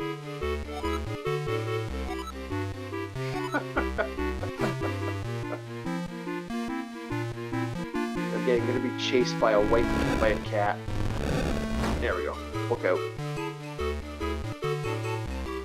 Book down. Book down. Fuck off, cat. Fuck off, cat. Taking swings at me. Yeah, no, Ninja Game's always been interesting for me, in my opinion. Did you ever play the Dead or Alive game that had Ryu in it? Ours? That was Ninja. That was Dead or Alive. Nearly all of them. No, Dead or Alive 4 had Ryu Hakugi or Hakusei or whatever his name is. Ryu. He appears in nearly all of them. Hayabusa, yeah. He appears in all of them. No, he It's the doesn't other way appear. around. Kazumi and Ayane finally appear in one of the Ninja Gaiden, but Ryu has always appeared on the Dead or Alive games. He did not appear in the PS1 games, did he? Yeah, since the first one. Seriously? Yes. I never knew that. So the PS1 game had him in it. Okay, cool. Yeah, he's been in all of them because there was like no Ninja Gaiden till after the NES. There were no Ninja Gaiden till the Xbox, so they had to put him on the Dead or Alive games to make him relevant again. And then we got the Ninja Gaidens that are the new ones. Okay, so he did eventually get it. It wasn't until because like there was Dead or Alive PS. Okay, so the PS1 was the very first Dead or Alive.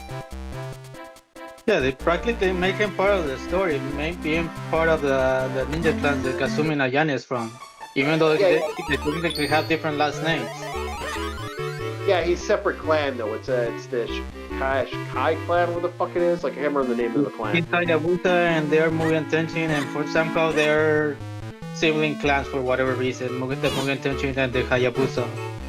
Yeah. Yeah, I know Anai shows up in 2. I'm pretty certain that's when you get her appearance.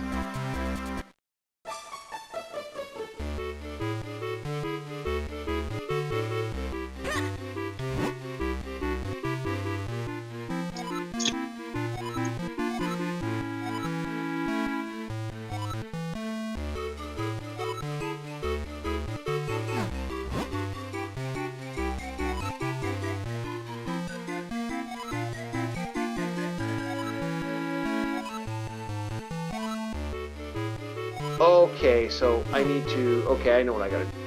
Okay, I gotta have fun here. Oh, I know this one. No. We are going to be entering into some brutal territory coming up here. This is where I have to sneak cross one area, and it's like to get the special item I need to get to where I need to go and do what I need to do. All right, let's go this. Yeah, okay, so yeah, I was just kind of surprised the fact that he makes so many appearances, like, that actually kind of shocks me, because I didn't think he actually had made that many appearances. Cool.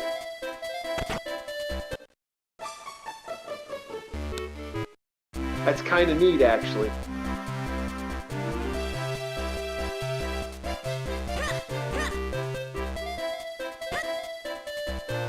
Okay, so I need to...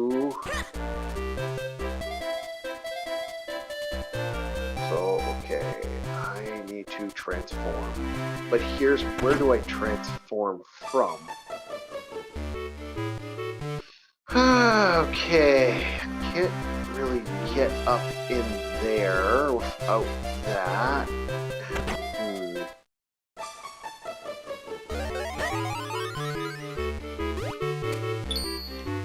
Yeah, okay, cool. I know he's not in the Dead or Alive volleyball game. Although that one only has the females. The only character in the volleyball ones is Zack, and he's not playable. Yeah. I'm about to say you can't prove that, Chief. Remember, this is Ryu Hayabusa. He's a high-class ninja. That's also true. Yeah, but So no, you can't prove he's not in the game. No. Like, He's hiding in the background as reference material. We just don't see him because he's a ninja. Exactly. Yeah, you can't see him. You can't prove he's not there. look. I know he's a high class ninja, but I never said he was a high. We never said he was a high class hooker. That can be arranged. Hey, he's not the female ninja clan. So, I love the fact. Can I a little side tangent here? I love the fact that that's become a thing now. It's like Ninjas everyone. can transform, so he can probably use transformation ninjutsu. Yeah. No, he never does use shadow. No. I was thinking male stripper. I'll be honest with you. It's like, no, there's always a crowd. We'll put them on for ladies' night. How about that? Bob, if I can get a copy of it, I'm making you read. I'm making you. Say again? You're cutting out. I said if I can find a copy of it, we are getting you a romance novel. A ninja romance novel. Yes.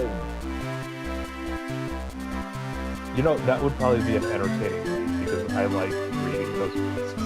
Some of the plots are so stupid. Oh! It's like, how did this get in these characters' heads that they're in? It's like, how? This is arbitrary, and you can tell the authors are forced in a plot at this point. Dude. Oh, dude, so some of the writing is just atrocious. Well, that's because some of them are just goddamn fucking AI. No, here's the bad thing. Even though the AI can be uniform at times, if you give it enough, because you get in what you put out, it's like the abyss concept, and you stare into the abyss, it stares back. Some of those are better written than when a woman who, a little too high on her horse starts writing things, especially one about a bipedal cow on a farm. Yeah. No, you ain't wrong. When we did look into the romantasy novels, we did notice that there were quite a few that you could tell looked like it came out of a factory. Oh, you're welcome to join us there, DJ, if you want. You're always welcome in. But no. So find me that novel. It exists. It's created by a real life ninja that apparently has the skill of a death magic and can kill people with maneuvers, and he can move and levitate half the ground. Is this Lord Dante? Yeah. No, this isn't Lord Dante. Lord Dante did not make this. But, okay, I was like, it sounds like Lord Dante. Do you have a tiger? No. This was Yapik Khan, I think his name is. He's basically a white guy with fucking goddamn, we had the joke, he's basically a white guy with goddamn, like a mustache. Like, we make the joke that he looks like one of my friends, because I have a friend of mine that looks exactly like him. Okay. Which is really funny, because it's like one of our, but it's like my best buddy, he hates it too, because we make that joke, it's like, man, what are you doing? It's like, fuck off. Not me. Fuck off. That's not me. Fuck off. That's not me.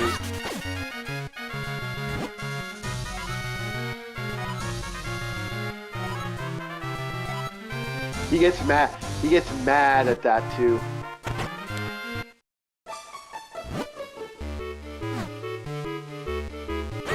It's like, yeah, it's not him. I know it's not him, but it's funny. It's funny to keep calling it that joke. It's like, oh, it's you, isn't it? It's like, no, it's not.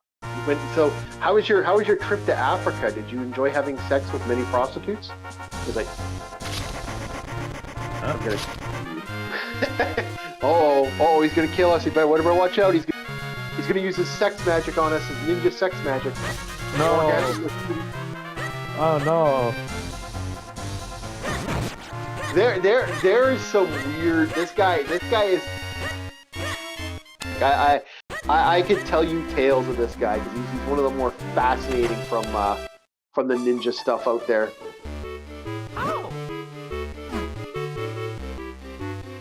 Where is the flame torch? Where's that torch I need? I'm like kind of debating where that. I'm missing something. I don't know where it is, and I'm kind of like trying to figure it out. No, but it is funny to like the whole sex magic thing. That was a big thing back then. Like, wow, did they actually go that way? Like they did go that way.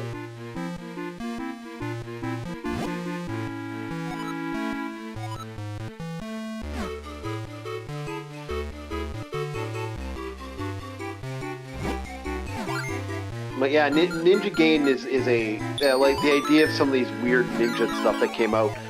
The American ninjaism, this is absolutely fascinating.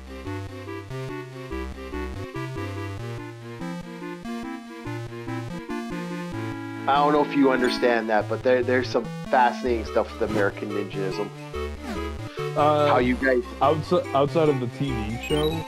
Are you talking about just? No, I'm talking about the culture that was created by Americans. Oh, like the Van Damme films.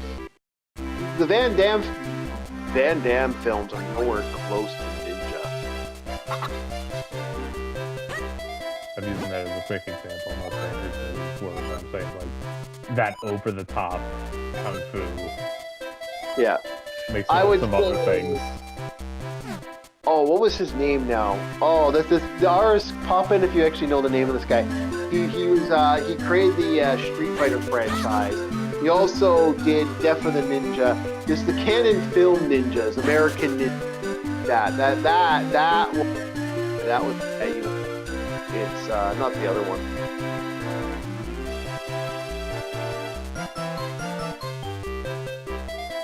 I can't remember his name now. Oh, it's gonna drive me nuts. What? Takashi Nishiyama or Yoshi? Yoshi, yeah, Yoshi. What was his name? Matsumoto? Oh. Was it Matsumoto? It was the one that did the Ninja, the one that did Ninja Master and Ninja Destroyer and shit, and the Way of the Shinobi and stuff. Well, you said Street Fighter, so I look up the artist for Street Fighter. No, not the artist for Street Fighter. I'm actually talking about the Street Fighter movies, the original martial art movies that came out. Not the Street Fighter stuff. We're talking old karate and kung fu movies that existed. What's his name now? Fuck, I knew it. I know the name too, and it's gonna drive me nuts because it's one of those names from those guys, from a ninja guy I remember from. Fuck, I've watched a lot of his movies too, and I remember because it was something Kiba. I think it's I can't remember. Sorry guys. It's one of those things where I know the name, but it's at the tip of my tongue type of thing. Jackie Chan? Sonny Kiba or something like that. You know what? I'll look it up right now. I will look it up. Okay.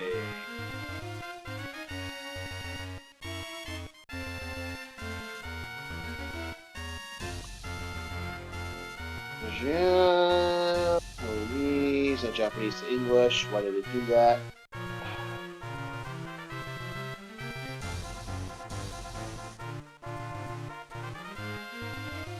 Street Fighter.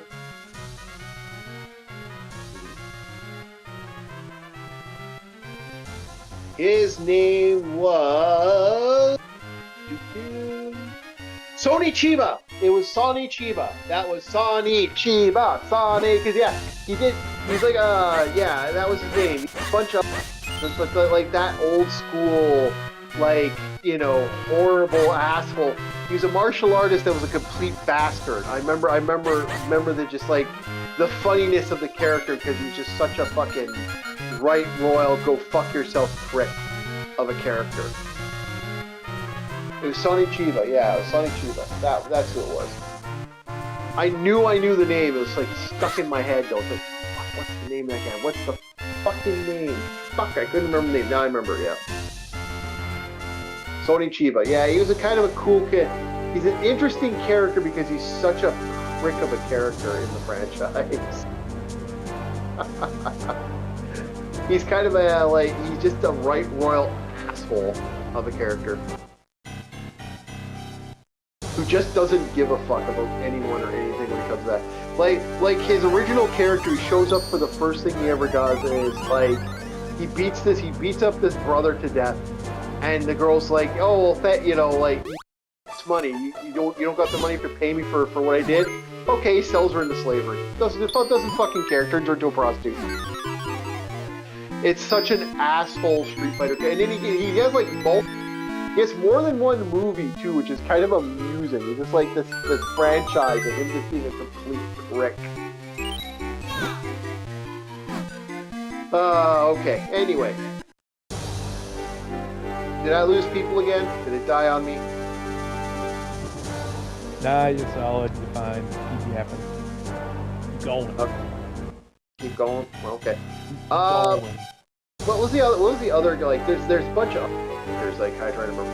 No, the Street Fighter games, the Street Fighter is a name of there's so many things that are called Street Fighter, if you go into the franchises that exist. Not just Street Fighter, there's several things I can think of.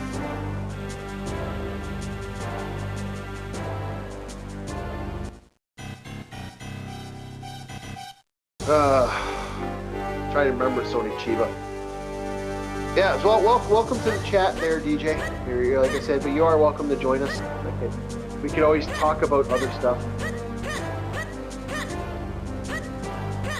I do find it funny that Dead or Alive Volleyball banned what Bob was. Bob, you couldn't watch the movies bounce. They robbed us. They absolutely robbed us. They robbed you of the Why? movies. Because of Snarky. That's why. And that whole fiasco back in 2016. Oh, don't remind me of that bitch. She really did ruin a lot of stuff.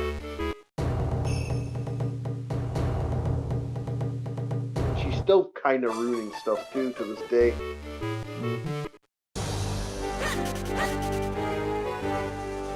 Not a fan of that bitch. Again, I still think she was like the proof that they needed to do a lot of their informations. They need what? She was the proof they needed. She was that evidence to say, hey, we don't need, all we need is, a lie, and the lie works. Like the charity and shit that she created, because a lot of this is fake charity. Oh, yeah. Yeah. There's no such thing as a non-profit, or if you believe that.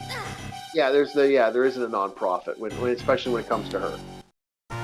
She is fake. She is fake as all get out. And that's been her thing, being completely and utterly fake.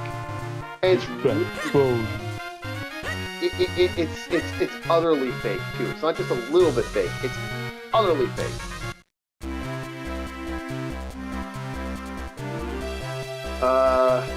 Just how it goes, right? Yeah.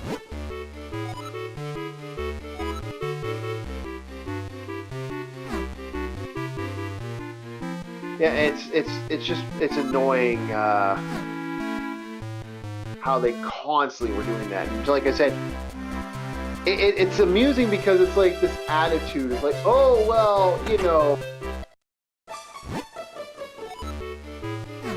it's not what we think it is, or it's not this, it's not that. It's like, no, it is. You are lying to us. You've been lying to us for a while.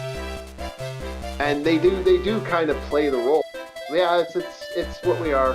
It's what we do. It's like, really?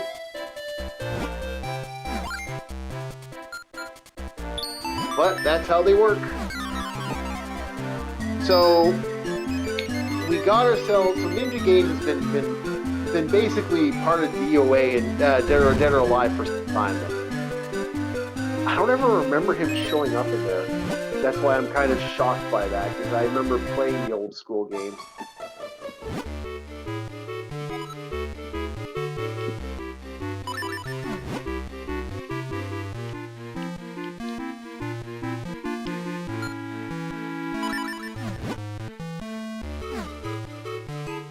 So I kind of find that funny that he's been in there since day one.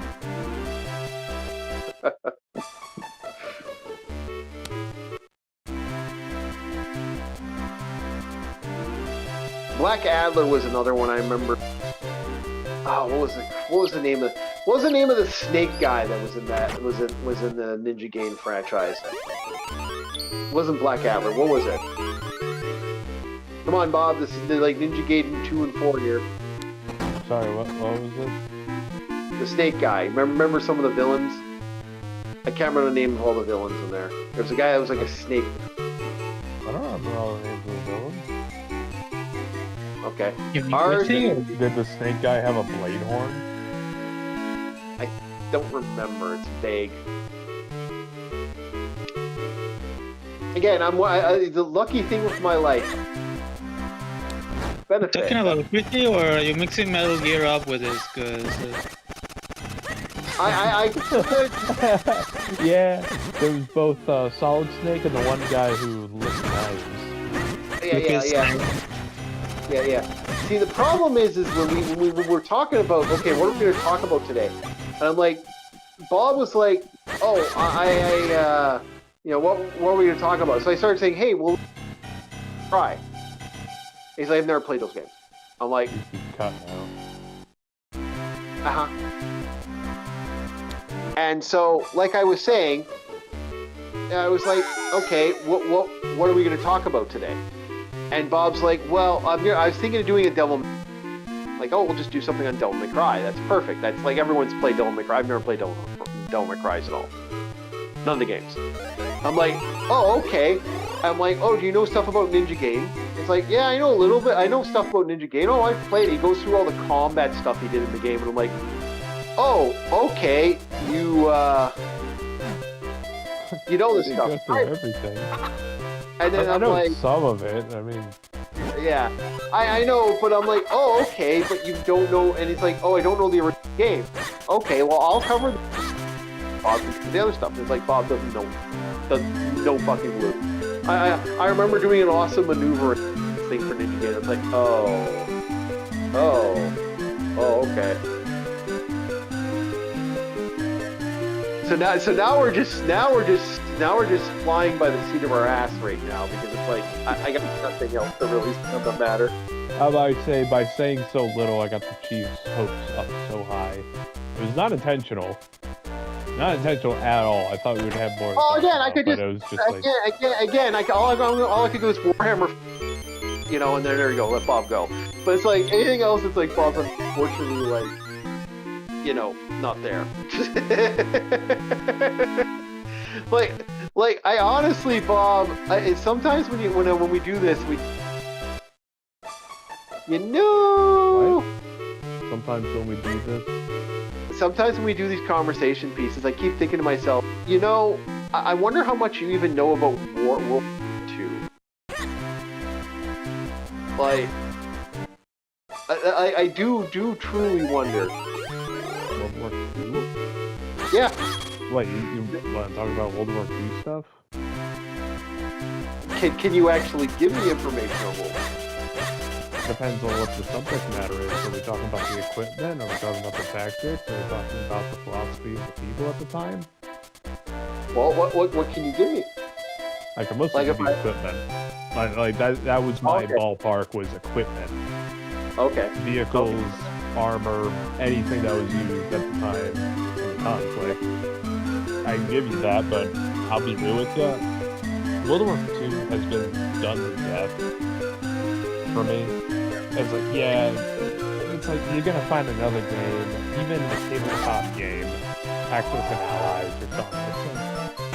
I grew tired of World War II to where I moved on to like World War I and the Cold War stuff. The World War I stuff is hard to find a lot of information of. That's what I love about it.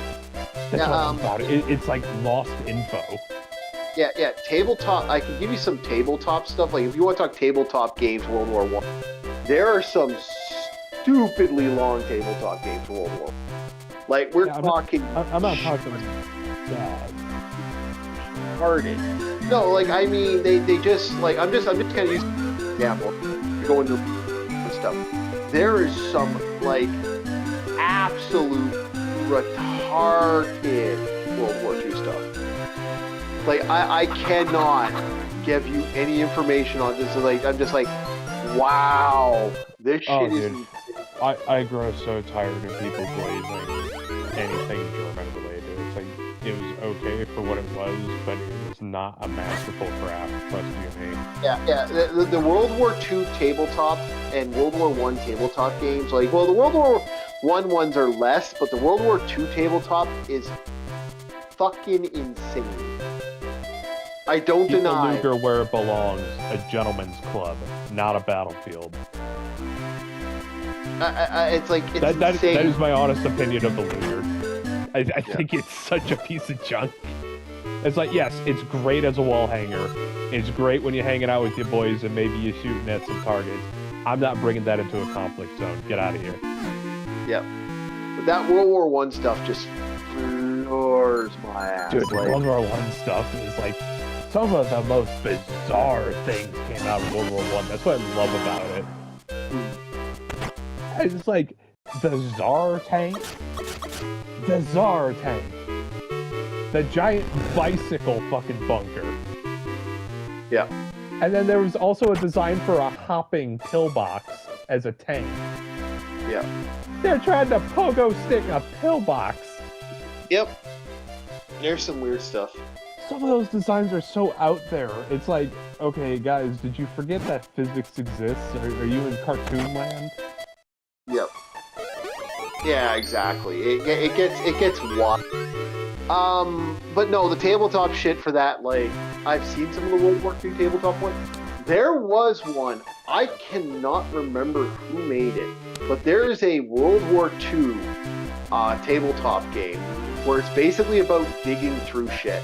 Like digging into the earth to fight other people in the earth, and I'm like, oh my god, that sounds terrifying. Because there's rolls for collapsing collapses. There is rolls for some stupid shit in that. And it's so cool. But it's like, Jesus, fuck, that's a real thing. For me in my generation, it's like, yeah, not everybody in my generation was in the tabletop scene, but I'd always look over and it's like, oh, there's the Axis and Allies stuff and all their models and pie sets and all that stuff. Well, Axis and Allies is one of the most basic fucking bitch things. I know. But, okay, go ahead.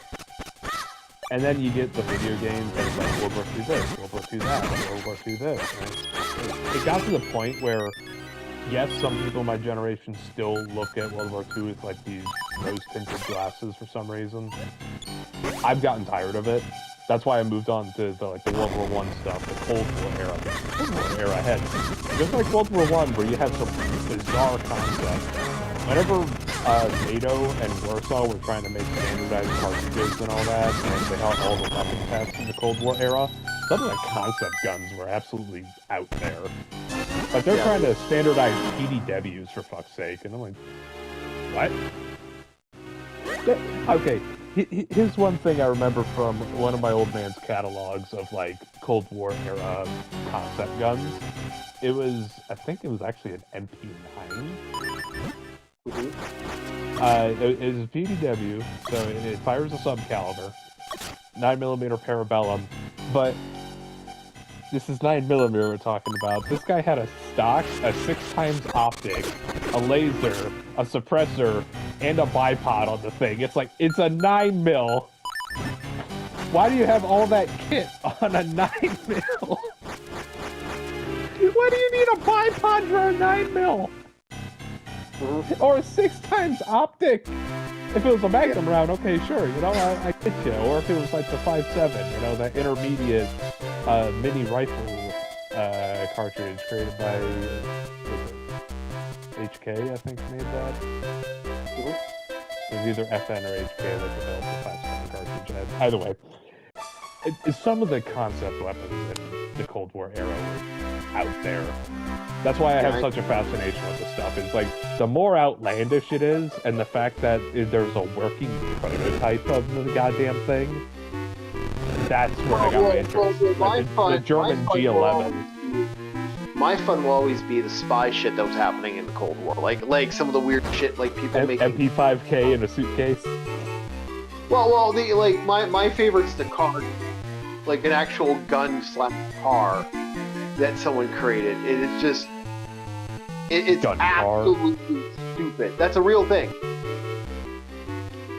Like when you say this, you mean like the car had like some Mad Max things where like a gun barrel was in like the headlights and some shit?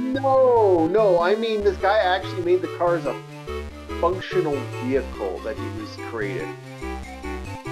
And it's everywhere. It's kind of one of those fun little moments and stuff. No, like car? Like sorry, I like think the car would actually have a gun that the entire car, you loaded the gun in the fucking glove box. And it was actually a functional gun that he could pull out, that he could put his hand in the glove box and like turn the fucking thing to actually fire a gun. Not a machine gun, but an actual bullet. And then there was the guy who like machine guns fire bullets. I know, but it wasn't like the fucking James Bond where the fucking thing goes bouncing off the fucking thing and blah, blah, blah. No, it was like an actual sniper precision fucking thing. It was designed to yeah. You're gonna have to like orient your vehicle and hope that you do proper calculations if you're trying to snipe with that thing. Oh my god, the amount of math and fine-tuned work you're gonna have to do. Not to install it in the vehicle, to aim the fucking thing. I've seen rednecks do many things with vehicles. Installing a gun is a small thing for an American. Yeah, so it's just trying to aim the bloody thing. Yeah. I remember this one comedian talked about the Canadian tank, and it was a station wagon with a shotgun welded to the top. Yeah.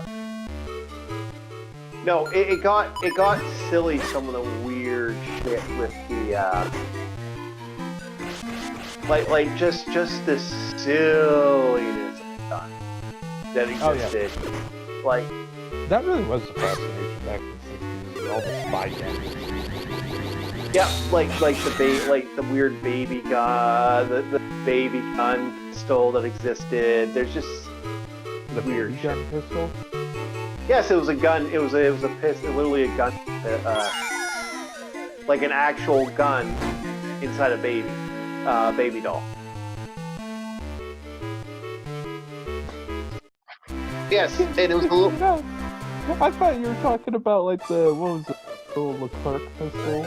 The thing that shoots a sub of a sub caliber is even smaller than a 22, but I was like, wait, no, that was developed in World War I. This was the thing that would fire out of the mouth.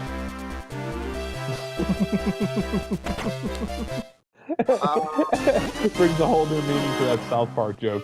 Shoot the baby.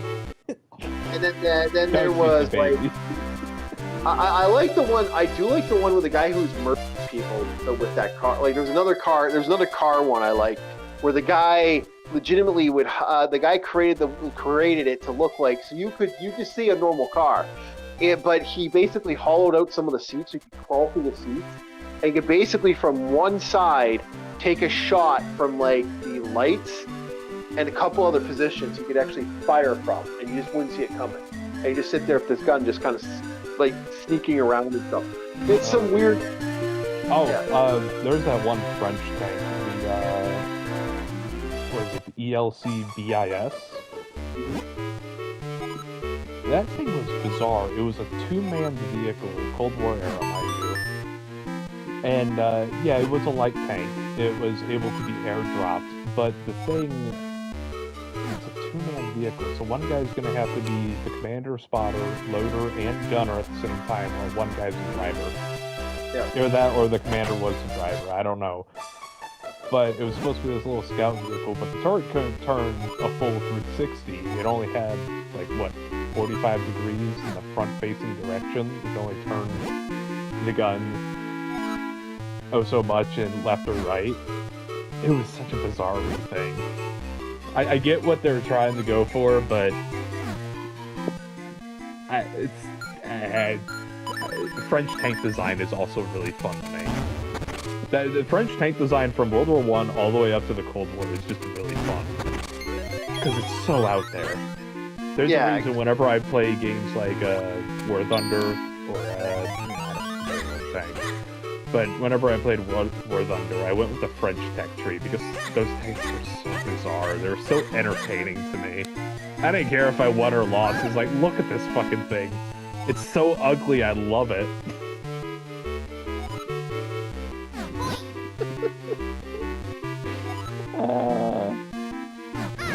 French tank design is bizarre. I mean, hell, there was the, there was the super heavy tanks that they made, like, super heavy, quote-unquote. I think it was a World War I design that didn't quite make it in the First Great War. But this thing was a land ship. It had a crew of 11. A small French village crewed this thing. I think it was a Char. I think it was a Char brand tank. Just the size of this behemoth. And mind you, this is only 20 millimeters of protection. A tanking Gewehr could punch through it. Yeah. Well, like I said, the whole APC thing started happening right around this point. We started seeing big movements of that, and stuff started really going into the weird troop deployment stuff that was going on. There's other really weird. What? I was gonna say the Bushwhacker autocannon, because the Bradley's technically a troop carrier, but it's an IFV. It could do APC rolls, but it could also be an IFV. But I get what you're saying with the APCs. It's like you have a fast-firing gun that can punch through armor at the time. People aren't doing the stupid World War II thing of biggest tank, biggest armor, because that can get stuck. That is an easy target for, close air support, fast. So we started moving on to this mobile warfare. Yeah. Not quite Blitzkrieg, but just mobile warfare. Yeah, but communications got better and all that. The whole mobile warfare thing that was going on. We were starting to see that being portrayed way more as time went on. Like we started seeing the big movements of mobile warfare that just normally wasn't seen, and it's. But anyway, it doesn't really matter. Like back to I know, but my point being, everyone wants to give credit to the ancient Chinese philosophers on war. I give it to the Mongolians.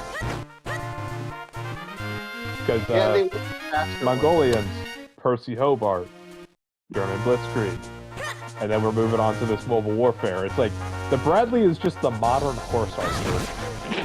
What do you think about it?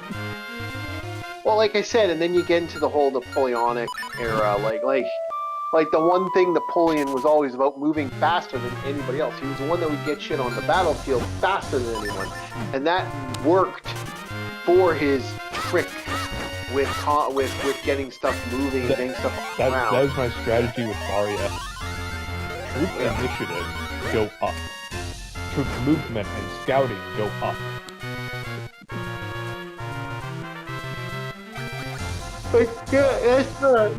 Excuse me. That's how that shit worked though, and that's what made it very unique. And it was very different in that era of like military movements and troop deployments and stuff. Napoleon was a big gentlemanly warfare, as we say. He was fast.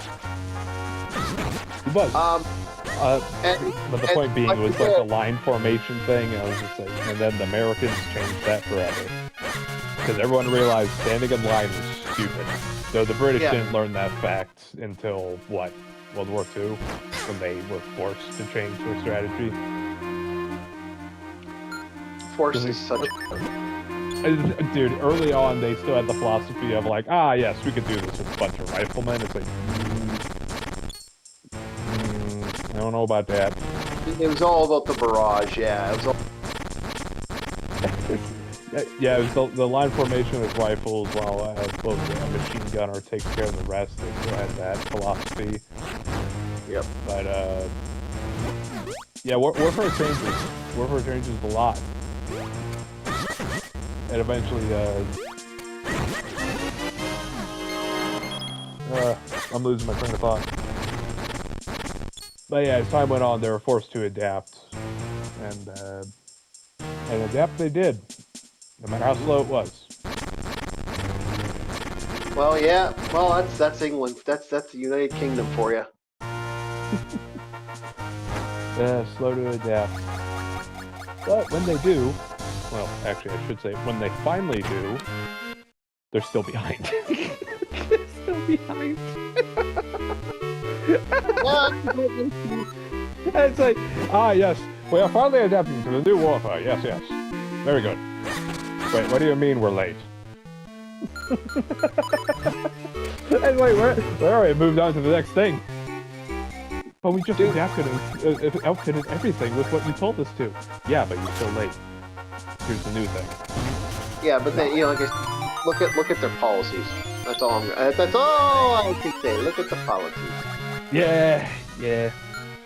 With the rifle formation, then they were forced to basically give every man a machine gun in the form of a submachine gun with the stem. Yeah. Not to say rifles did not have their place, but Germany had something going on, which it was very similar. They're playing by a very similar playbook, where it's like you have your riflemen and your submachine gunners supporting the machine gun position. Where the American philosophy was kind of interesting, dare I say. I don't want to say it was every man for himself, but every man was able to think for himself and take the best course of action based upon what they've been trained on. Yeah. Well, like I said, my fun will always be, the spy stuff of the Cold War, because that is, my favorite thing of the Cold War was the spy shit. The spy shit was stupid. Like, that's where they created that fucking spray, the nuclear spray that they were hitting everybody with at one point. It's like some of the weirdest ass shit that kind of existed. That's where you had the guys who were completely fucking bald, like the bald Russian that could speak perfect American English. Although you could tell who they were because they. It's like you can tell who they are because they're bald because they were bald. Basically, here's what happens: they become bald because they use radiation that they're doing, like some sort of mostly it's spycraft shit, but it's like certain it's about breaking into organized areas and stuff, and they have a way of doing it, and it made them effectively bald. And it's like that's kind of an amusing thing that's actually what the end result is. Oh yeah, they kind of fucked themselves because of this. It's like that is a funny thing to think about. What's going on there?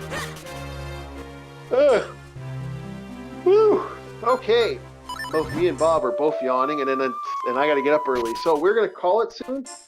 I'd like to thank everybody. Is Logan on tonight? Ours? Let me check. Hey, thank you. It doesn't look like it. Oh, I thought he'd be on tonight. I know DJ's on later on tonight. Yep. Yeah, and we're basically getting this over now, and it's like, yeah. And like I said, I'm pretty much certain that I'm moving this Throwback Thursday is eventually inevitable.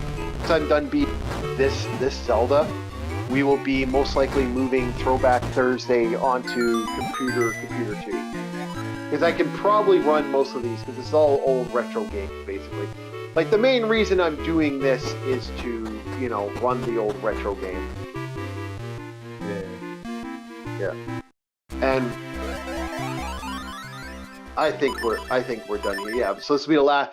This, and I know Monday Madness is going to probably stay on where it is, because Monday Madness is just me doing the Breath of Fire until Breath of Fire is done.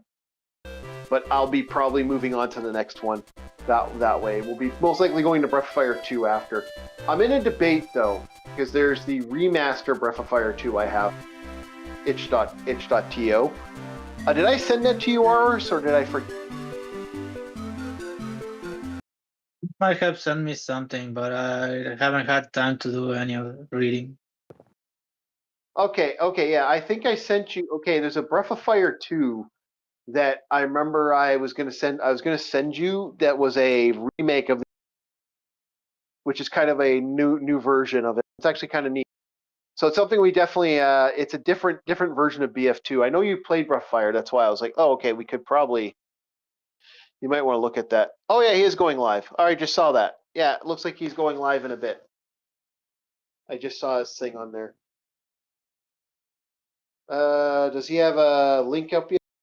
It's still 20 right now? Jesus. Fuck. That's no wonder. No wonder I'm getting tired. When it's hot, I want to go to sleep.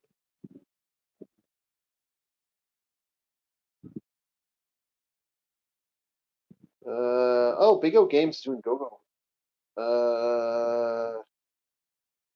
There he is. No, where are you? Yeah, I don't see him on here. Oh, there he is. All right. I'll put him in the put a link in the description for his. Remember, say Orc Raid if you go. It's always good to have that in here. All right, here we go. Okay.